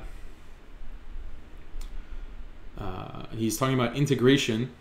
So I don't know if he knows the context of talking about integration and Muslims integrating in society. And what Inga Støjberg and these far right on the in Europe are talking about constantly is that Muslims need to integrate. Muslims need to integrate into our societies. And the only way to really integrate is by leaving Islam or leaving Islamic practice, right? Don't fast in Ramadan. Don't pray 5 times a day.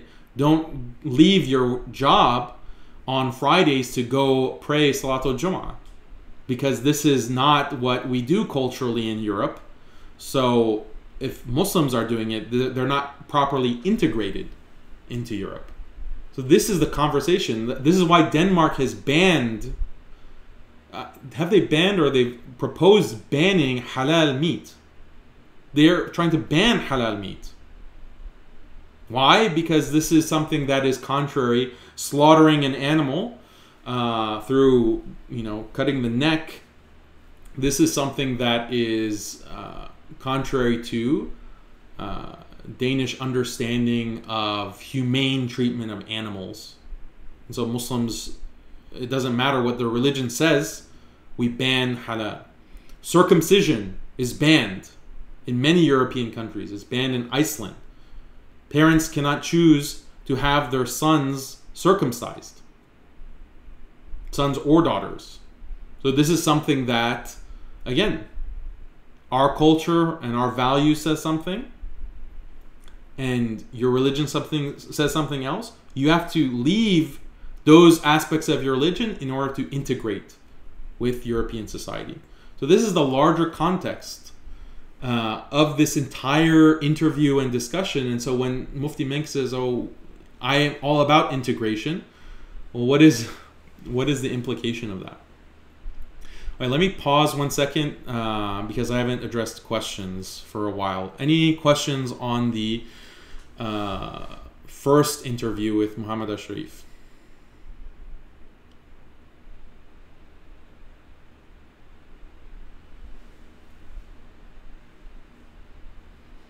Okay, Junaid says, Ustad Daniel, have you thought about developing a media training, debate training, critical thinking workshop for Muslim leaders, imams, activists?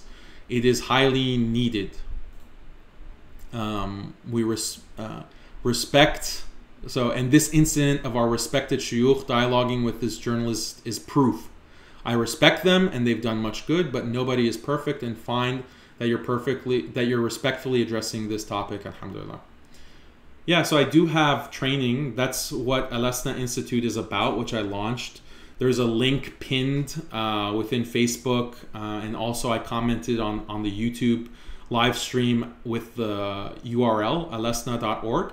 And this institute that I started is meant for the purpose of training Muslims, imams included, students of knowledge, parents, Islamic school teachers, to be able to think about liberal secularism, feminism, modernism, all of these ideologies, atheism, in a critical way that is true to authentic Islam.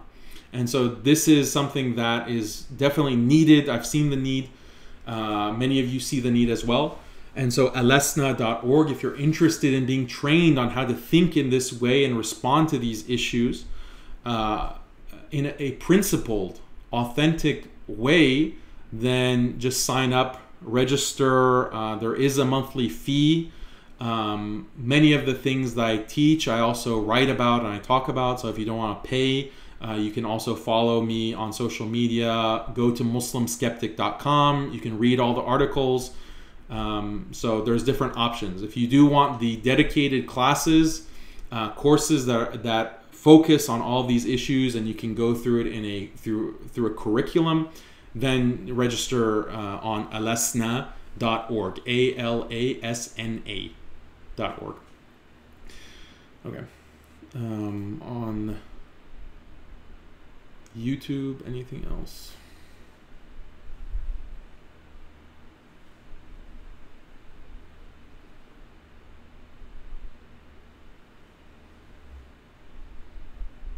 Yeah, this person, I can't pronounce their username, Shinigamiasuka.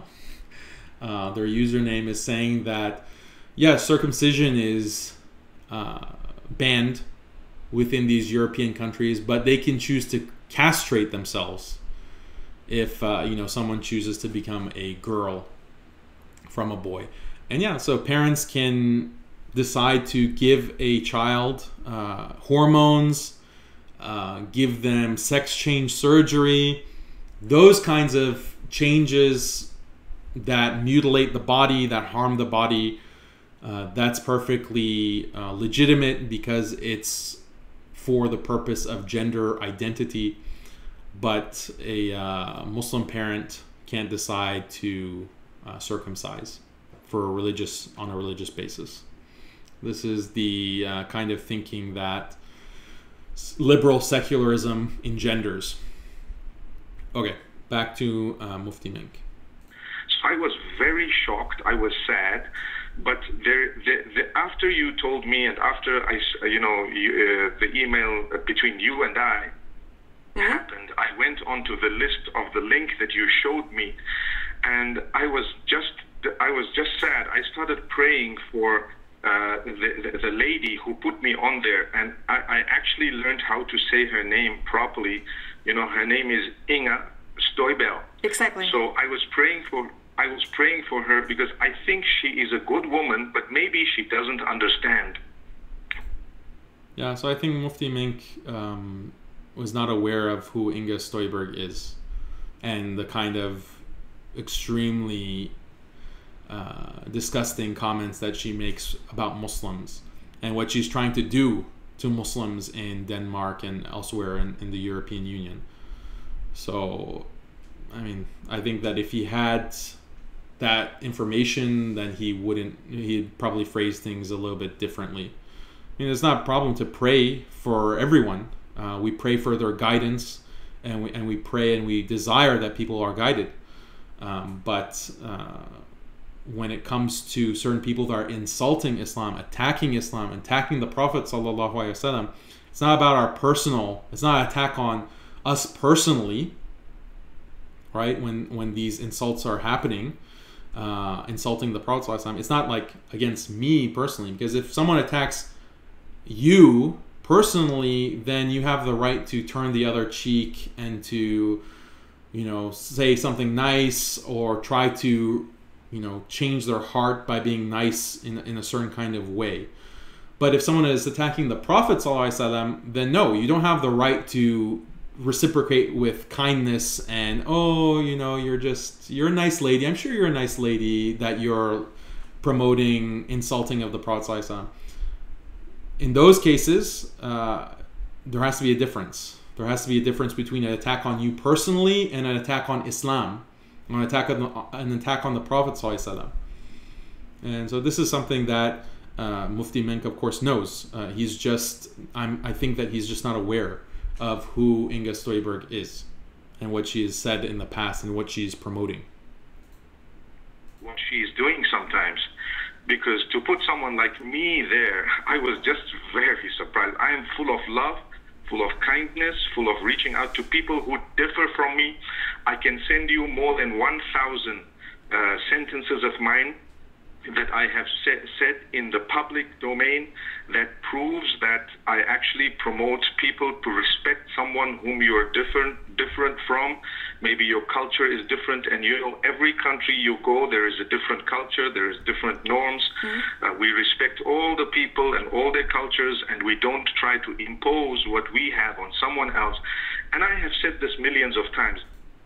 All right, so this is a problem to say that we respect people regardless. It's the same issue that I pointed out with the previous interview with Muhammad al-Sharif. So we don't respect everyone's belief. Like if you believe that Allah had a son, I don't respect that belief. Muslims don't respect that belief. It's falsehood, it's kufr, it's a bad belief. It's going to harm you, it's going to harm society, it's going to harm everyone in this life and the next. There's nothing respectable about it. There's nothing respectable about that kind of falsehood. So we shouldn't make these kinds of broad statements about, oh, we love everyone, we respect everything. No, that's not the case. Do we respect people's humanity? Yes. So people are human beings. We do respect the fact that they're human beings, but that doesn't mean we respect them as belonging to a certain religion. No. But actually, you are not only banned from entering Denmark. When you are on the list, you are banned from entering any of the Schengen countries. It's 26 countries. How do you feel about that? Actually, I didn't really plan to go to any of those countries as yet. So I was, it's sad, it's very... All right, so that's good. He's saying, I actually had no plans to go to any of these countries. So that, mashallah, that's a good response. You should have elaborated on that. What do you have to offer me that I would want to go to those countries? It's sad because obviously if you were to ask my followers, and even if Sister Inga Stoiber was to follow me on Twitter for 5 days or 10 days, she will change her mind. I am 100% certain that she will see that I made a mistake.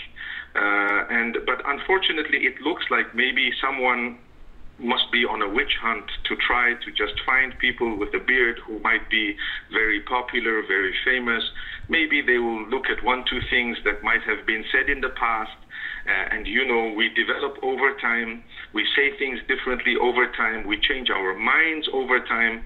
So to say you are banned from 20, 30 countries without giving me a chance to, you know, a court case, a hearing, I don't mind. You can ask me, talk to me, communicate with me. I believe if someone does bad to you, you don't need to do bad back to them. You just need to continue to be good, because someone's bad behavior must not change your good behavior, you know? I would like to talk to you about some of the documentation the ministry sent me. The documentation which justifies putting you on the list. Yeah. The first one is a tweet from you. It's a tweet from January 2012. And it says that pornography is the reason why we have homosexuals. Okay. If you could just hold on. Yes. It was tweeted in 2012. Now, I started using Twitter in 2011. In 2012, maybe I had 100, 200 followers. The tweet you're talking about, it says pornography can lead to, right? Mm-hmm. So it has I think it has 7 likes and 1 retweet, that tweet. And it was posted in 2012. You must remember something. I come from Zimbabwe. I come from a third world country. I was brought up in a country where if you... Yeah, so that's not good to kind of diminish his own background and say, I come from a third world country. I think that was just a slip. Don't need to make a big deal about that. Talk about homosexuality, if you promote it, up to today, it is banned, it is illegal in this country, not only in this country, but many, many countries. And, you know, we are taught from when we were young, from the school, that, you know what, it's not allowed, and so on. So as you grow and you travel, you begin to learn, you begin to see. There was a time when I spoke about... So this is not good at all, to say that in the countries, the third world countries that I am from and I frequent, you're taught from a young age that this is wrong, that practicing homosexual behavior is wrong, but then you travel and you grow and you learn. So this is not a good message that he's sending to the interviewer, the Danish people, and for Muslims generally. Homosexuals, and I said that in my lecture in 2009, which is many, many years ago, I said that homosexuals are worse than animals. And after I was corrected by someone, I actually have a retraction on my website and on my Facebook and on a lot of my pages where I said what I said was actually wrong and it was based on a misnotion. We cannot say... Okay. Why is it wrong? Someone is worse than an animal, and you need to understand human beings and understand... No, it's not wrong. We do say that because of certain behaviors that people do, it can take them to be worse than animals. To engage and to feed your desires, to feed the nafs, to feed your shahawat, to get into this debased state where your desires are king, your desires are ruling over you, then yes, this will take you down to below the level of an animal. This is very clear, and Allah is very clear about it in the Quran as well. Allah mentions this. So there's nothing wrong with saying that engaging in your desires it can take you down this road of making you less than an animal, at a lower level than an animal. So you shouldn't apologize for that. He can just, again, redirect the conversation, like explain Islam's ontology, explain the terminology, explain the concepts, educate people. This is part of da'wah. Part of people calling people to Islam is to set their frame of mind right.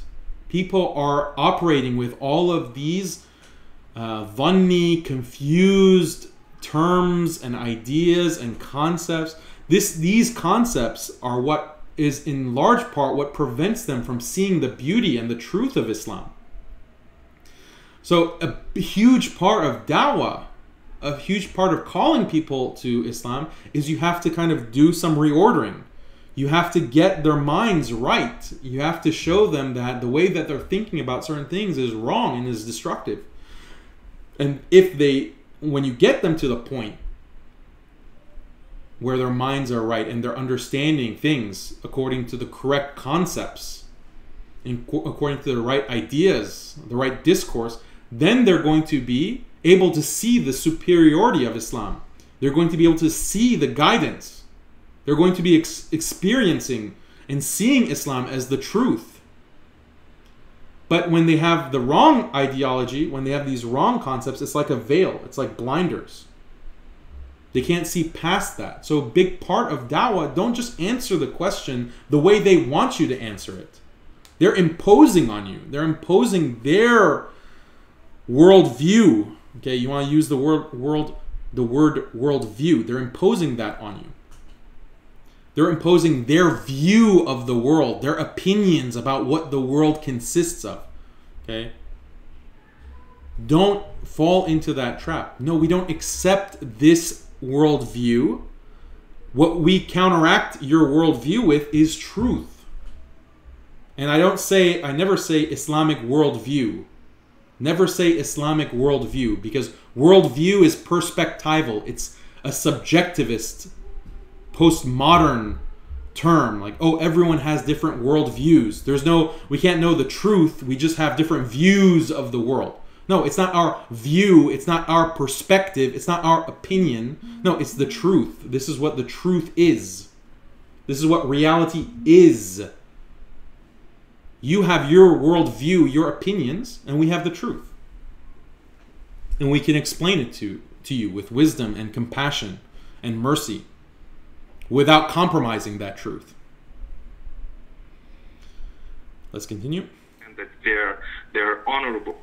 And You know, when you look at pornography, if your country allows the pornography, then I don't know that. And I didn't say that you must break the law of the country. Why can someone hold that against me? If someone else wants to do anything, they can drink alcohol, for example. Some people don't drink alcohol. They can eat meat. Some people don't eat meat. Some people only eat organic food. Some people say that organic food is bad. All of this does not make a person a criminal, but it's their little freedom for as long as they respect the other opinions and they are promoting respecting the difference. If you Google my name, Mufti Menk, respecting the difference, you will find so many lectures I have given to hundreds of thousands of people in stadiums across the globe, telling them to respect the differences that you have with other people. All right. So this is setting yourself up, because the interviewer could ask, well, alcohol is actually not allowed in many Muslim countries.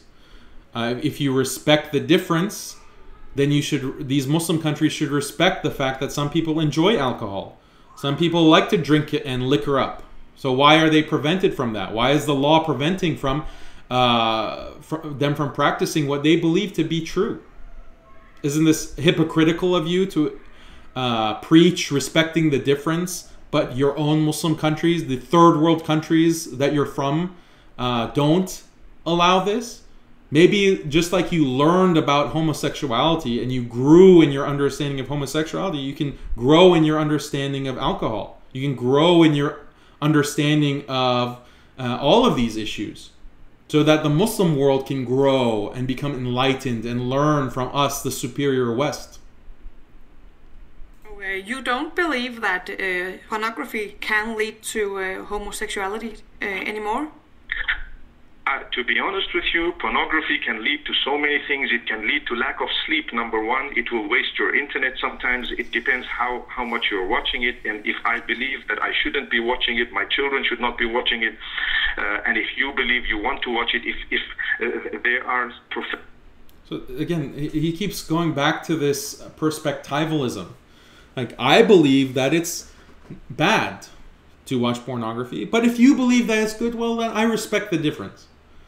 No, like, this is relativism in the extreme sense of relativism. Just because someone believes what they're doing is right and moral doesn't mean it's right and moral. So he's conceding all of these points. He's conceding it when he says, well, I believe this. This is what is my personal opinion, but you're free to believe whatever you want, and I respect you. I respect that difference. No, no one has this kind of relativistic standard of morality. The West certainly is not relativistic in this way. Western secular liberals are not relativistic in this way, because take the most liberal person that you know, the person who's most committed to secularism, and ask them, okay, you respect differences, you have your own opinion, but you respect the opinions of others. Well, can you respect me if I'm a racial supremacist? Can you respect me if I think that men are superior to women, like some kind of misogynistic, sexist view? Can you respect me if I believe that LGBT is wrong? Can you respect me if I think that LGBT is something that is damaging and destructive? Can you respect me? Or any other view? Like, I'm just giving you examples off the top of my head. Misogyny, racism, homophobia, transphobia, all of these terms. No, and that liberal will say, no, I won't respect you for those beliefs. You're wrong. You're wrong about racial superiority. You're wrong about male superiority. You're wrong about this and that. They're absolutists, not relativists when it comes to these issues. Only when it comes to religious things, religious beliefs, is everyone is the same, and who can say what's right and wrong, and it's all just a matter of perspective. But when it comes to these things that actually matter to them and actually are a significant part of their understanding of right and wrong, then they're absolutists. They're absolutists. So this is, again, a hypocrisy of the Western mentality, the modernist, liberal, secular mentality that you can exploit, and you can point out and you can press them on. So why should I be a relativist when it comes to what my religion is teaching me, what God has said? Why should I be a relativist about God's message? But you're an absolutist about your values. You're an absolutist about your beliefs. Well, guess what? I'm an absolutist too. I'm wrong, or I'm right and you're wrong. You're wrong for thinking that it's perfectly fine to engage in these kinds of behaviors, to spread and promote pornography all over the world. You're wrong. I'm an absolutist about that. And my absolutism is based on the truth, on the message that the Creator has sent to all of humanity. Your absolutism, it changes every few years. Your absolutism is limited to one particular cultural moment in time. So it's even self-contradictory. So this is the kind of things that I would recommend saying to this line of questioning. Continue. Professional studies on the internet that show you that pornography can lead to this. There is another professional study that says it cannot lead to this. So if there are 2 or 3 professional studies, surely the freedom of the human beings, they can believe that it can lead. What I'm saying is very peaceful. I'm not promoting hatred or anything. And to put me on a hate preachers list because I might believe that pornography is something I shouldn't be doing. And I'm living far away. I'm living in a small country, one of the poorest countries in the whole world. I'm so famous now because if... So he keeps diminishing. Yeah, if I was a citizen of the country that he's talking about, I would not be happy with him speaking like this. So, yeah, he keeps bracketing his claims. If I might believe that pornography leads to homosexuality, then what difference does it make? I live so far away in this poor third world country. So this is just bracketing, just boxing his beliefs to minimize them, diminish them, as opposed to making a very strong statement. Is, what's wrong? Just say it's fine to say these things. Yeah, I believe that pornography, amongst many other things, can lead to same-sex attraction. I do think that pornography leads to all kinds of degeneracy. It can lead to that. It can lead to many problems. This is something that is a worldwide problem. There's addiction, pornography addiction. This is a problem that we need to address. And as Muslims, we have the solution to this. We have a compassionate solution to this. We want to help people to get out of this addiction to pornography. Recently, I think it was Arizona, the state declared that pornography is a public health crisis. I only cite that not to say that, oh, okay, if in the West they recognize it as a public health crisis, then Muslims, Muslims are justified. No, I'm just citing as an example that even within their own thinking, within their own culture and thought, they've recognized that this is a big problem. Pornography is a big problem. And of course it can lead to all kinds of degeneracy. Just make a strong statement. Make a clear, unambiguous statement. Stop bracketing. Stop making things wishy-washy. Stop making things ambiguous. There's no need for it. There's no need for this. Yes, Toybe knows me. Wow. I'm so happy. It's amazing for me because she's going to make me very, very famous. It's a preach where you are talking about having more than one wife, which is illegal in Denmark. Okay. But you deleted this part from Facebook. Actually, you deleted the tweet we talked about before as well. How come you deleted it?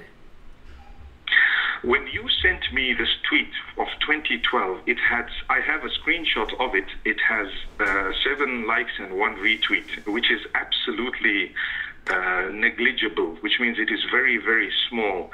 And I thought to myself, if this tweet is going to cause a problem in a country with its people, then I am bigger than a problem.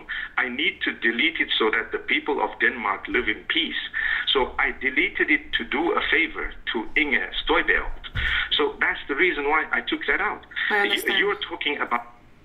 So this is, again, he's... he doesn't need to make these concessions, like, I didn't want to disturb or cause problems for the people of Denmark or for the people of Europe or any other country. No, you're not causing problems, Mufti Menk. You're teaching people. You're educating them. You're giving,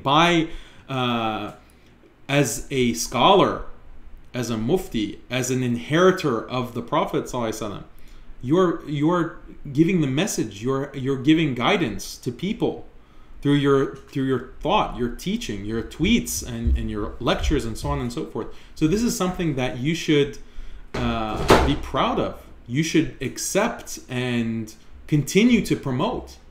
Not apologize, not delete, not walk back. So on this issue especially, this is the issue that the West, amongst many issues, are very confused about on homosexuality.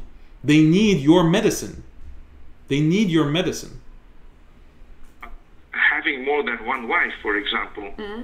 So there are 60 countries in the world that actually have enshrined polygamy in a way that it happens openly. Maybe in your country it doesn't. I don't know. But whenever I have spoken about polygamy, I have said something very clearly. That lecture is not deleted completely. I just privatized it because, you see, I said in the lecture that I am not here to promote it, nor am I here to demote it. But I am letting you know that in Islamic values, it is permissible. So I am talking to you about Islamic values. It is allowed. But what about yourself? Do you have more than one wife? I have more than one wife. I would respect them, and I don't promote it, I don't demote it. It's very legal. I have not done anything illegal. In the country where I live, I have proper documentation. If I was living in another country, I would not break the law of that country. So the thing is, not just me, but with me there are almost 1 billion people. Okay, so he's appealing to legality, which is just another way of avoiding the core issue. The core issue is it moral to have more than one wife? Is it moral for Muslim men to be involved in this polygamous relationship through marrying more than one wife? He's not addressing that. He's just saying that, well, it's legal. It's legal where I am, and it's legal in many Muslim countries. That doesn't address the moral issue, because if she wanted to, this interviewer, she could say, well, do you think that it's right? Do you think that it's something that it is acceptable morally? And then what would he say then? If he says that, yes, it is acceptable morally, yes, it is something that I think people should be allowed to practice, then the laws that ban polygamy in the West are immoral. The laws that are banning it in the United States and Europe, these are immoral laws. And so he's not addressing morality, he's addressing legality. And that's a way to avoid the crux of the issue. So one person in the comments, Ayaz Noor, asks, is there a chance the Mufti means to say, I respect your right to disagree, as opposed to, I respect your beliefs no matter what? I respect your right to disagree, as opposed to, I respect your beliefs no matter what. No, this is still an issue. This is still an issue to say, I respect your right to disagree. What does that mean? Again, go back to the example of the liberal. And would the liberal say, like a completely liberal secular atheist, say, well, I respect the rights of white supremacists to think that they're the superior race. I respect their beliefs in racial superiority. I respect them to have the right to think that they're racially superior. No, no one would say this. We can't be relativists about these values, and we can't hide, again, all of these different strategies, all these different ways to avoid making a moral claim, like pornography can lead to same-sex attraction, which can lead to degenerate behavior that is damaging to a human being in this life and the next life. That is the moral claim that we should be making in a very strong way. That's part of what it means to be doing da'wah and to teaching others and to spreading the message of Islam and helping others compassionately, with compassion and mercy. But if we keep diminishing our message, bracketing it, putting these relativistic clauses like in my opinion, in my view, what I think from my vantage point in this third world country, no, then you're not really giving a strong message. You're confusing the issue. And this polygamy question should be very simple. Like he does mention this, I think. Let's just listen. 1 billion, male and female, who believe that there is absolutely nothing wrong if you do it respectfully. If you have, the Mormon community in America, for example, they have many, many wives. I only have 2 wives, for example. They are very good people. I respect them. We love each other so much. All of us, a big team. So nice. And I have it open. That's good. He's like promoting it now. He's saying, we're a big team, me and my wives. I mean, that's good. You should elaborate on that. Like, why not? Why not explain to people the benefits that you experience by having more than one wife? There's nothing wrong with that. Like, that's a good message to give. So if the problem is with me in person, then I don't know. But if it is what I preach, she said I'm a hate preacher. I want to know how me having more than one wife myself is hate preaching. How is that hate preaching? The reason why they see you as a hate preacher is because they see you as a threat to the public order, meaning that your preachers undermines the Danish law and values. Like I said, I invite my sister, and she is a respected sister, Sister Inger Stoibel. She can follow me on Twitter or on Facebook or somewhere just for 5 days, even for 1 day. Even she can browse through, go see what I've said in the last 2 years, because like you said, the ban is 2 years. So let's go back 2 years, because you will see she will admit, she will smile, she will say this is a good man, and he's actually, I made a mistake, let me remove this name from here. Yeah, so Inge Støjberg is never going to say that Mufti Menk is a good man. The only way that she would say Mufti Menk is a good man is if she were not aware of what he believes. Because he believes in Islam, and he believes in the Sharia, he believes in Islamic law, he is a scholar, and he affirms the Quran, he affirms the truth of the Quran, every single ayah of the Quran, he affirms that. He affirms the words of the Prophet ﷺ as a mufti, as a scholar. Therefore, so much, the only way that Inge Støjberg or any of these far-right liberal secular individuals would accept Mufti Menk is if they didn't know what Islam is about. If they were ignorant of what these different ayat in the Quran are about. The only way that they would accept him is if Islam were completely compatible with liberal secularism, modern liberal secularism, which is impossible, which is just absolutely not the case. There's so many different conflicts. There are so many conflicts. We have to come to terms with this. Muslims need to come to terms with this fact. They're not going to accept us unless we adapt and we change and we integrate. This is just a truism. This is just the reality. We have to be at the forefront of explaining to them how, yes, Islam does not conform to Western modern liberal secularism. Islam does not conform to it, but that's a good thing, because that Western modern liberal secularism is so degenerate. It is so destructive. It is so corrupting. You're deluded into valuing it. You're deluded into thinking that this is the truth. All we're trying to do is show you the harm that is causing to you, to your families, to your future. So we're not going to adopt, we're not going to, just because the medicine is bitter, that doesn't mean we throw out the medicine. Just because this is a bitter reality, you have to wake up.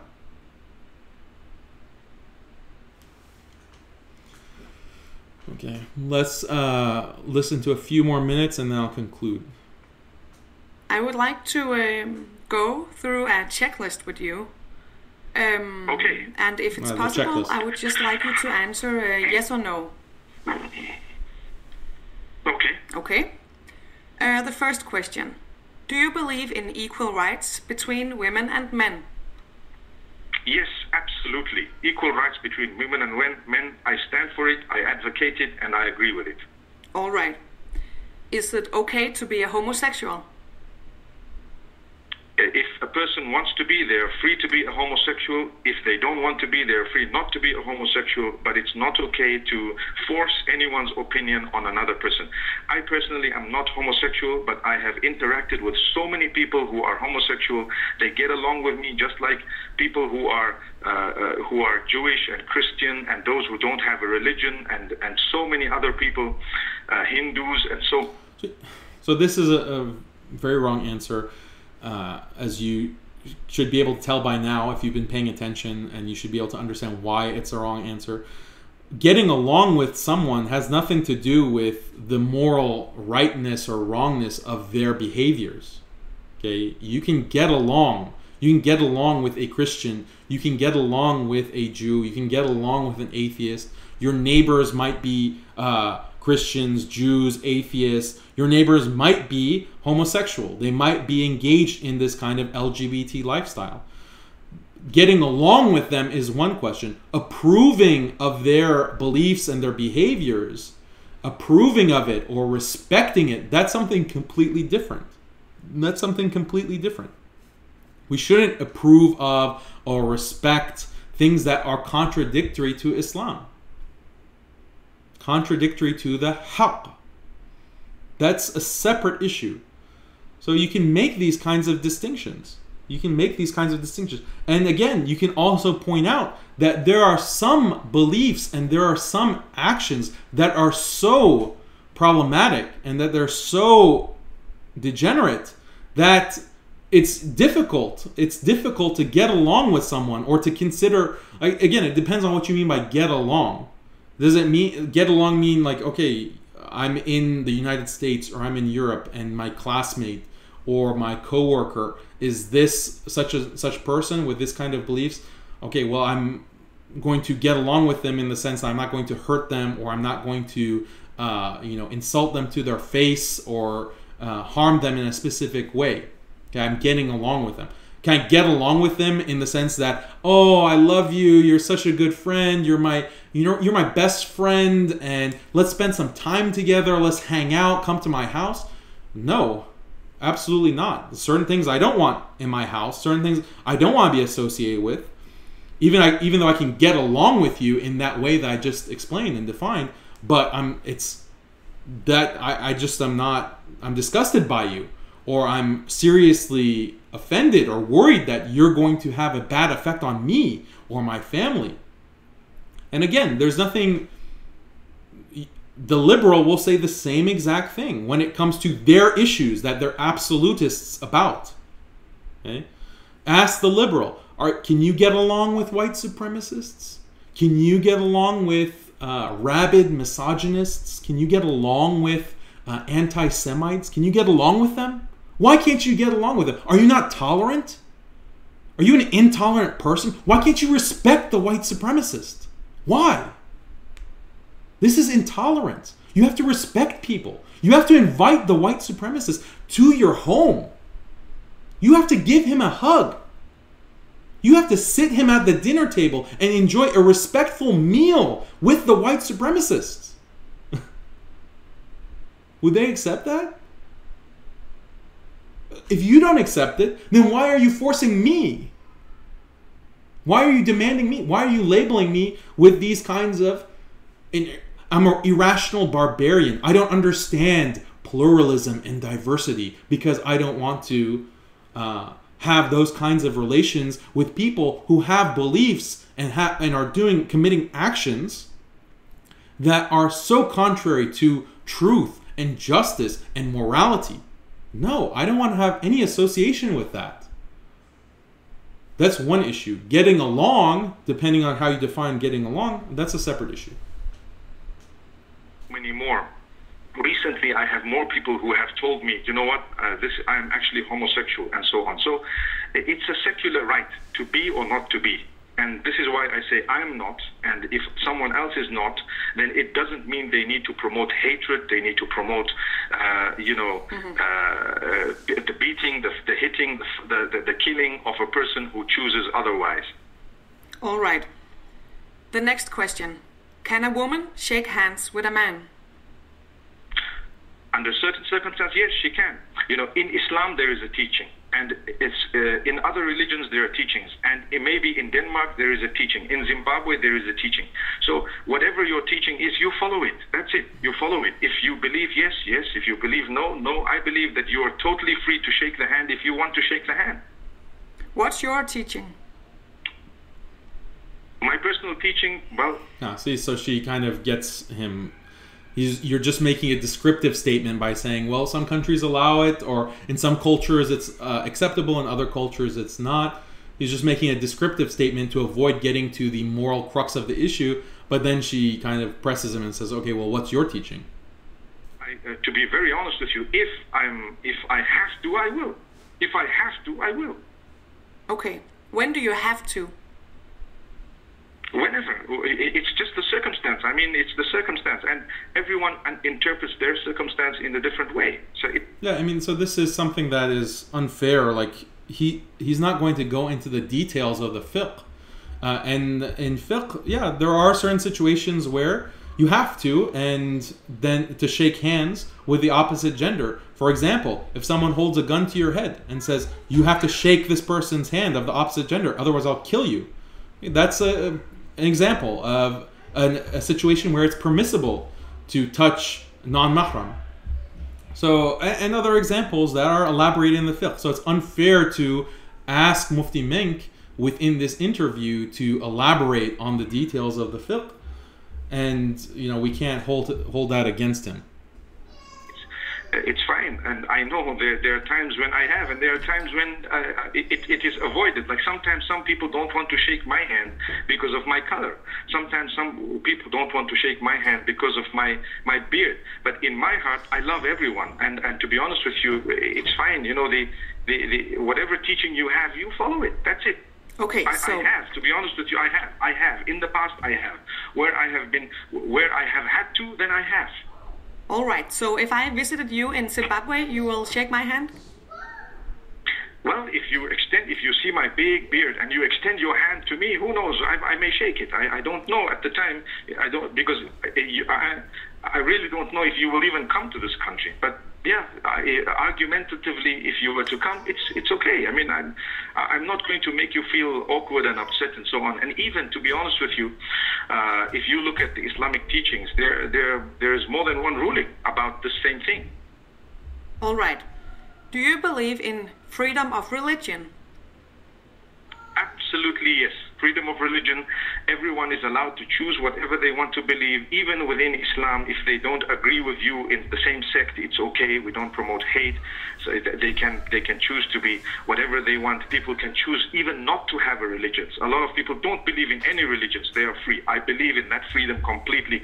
And I do believe that a country like Denmark, from what I learned about it before this, they're a country that promotes freedom. Freedom of speech, freedom of religion, freedom of everything. So yes, I do believe in freedom of religion. All right. The next one. Do you believe in democracy? Democracy is okay. Okay. So hopefully by now you can, based on everything that I've said before, you can see that just endorsing freedom of religion, freedom of speech, all of this is problematic, and can be used against Muslims within the context of a given interview, but it can also be used against Muslims in a broader conversation on why don't Muslim countries, why don't these Muslim nations implement freedom of religion, freedom of speech? Why don't they, restrict the Sharia in those specific examples? Sorry, my kids are in the background making a lot of noise. So let me just conclude.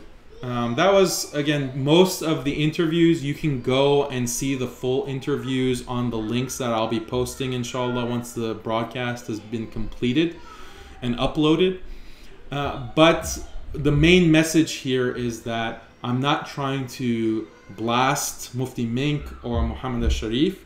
I think that they did their best given the situation. I think that we should have husn al-dhann, that really they were trying their best, and even if their apparent answers contradict Islam, what they intended by those answers are in conformity with Islam. And so I have no doubt about that. I only wanted to give this kind of analysis as a way to raise awareness in the community about how liberal secular thought can shape and manipulate the way that we talk about Islam, the way that we do da'wah, the way that we explain Islam, the way we understand Islam even within our own hearts.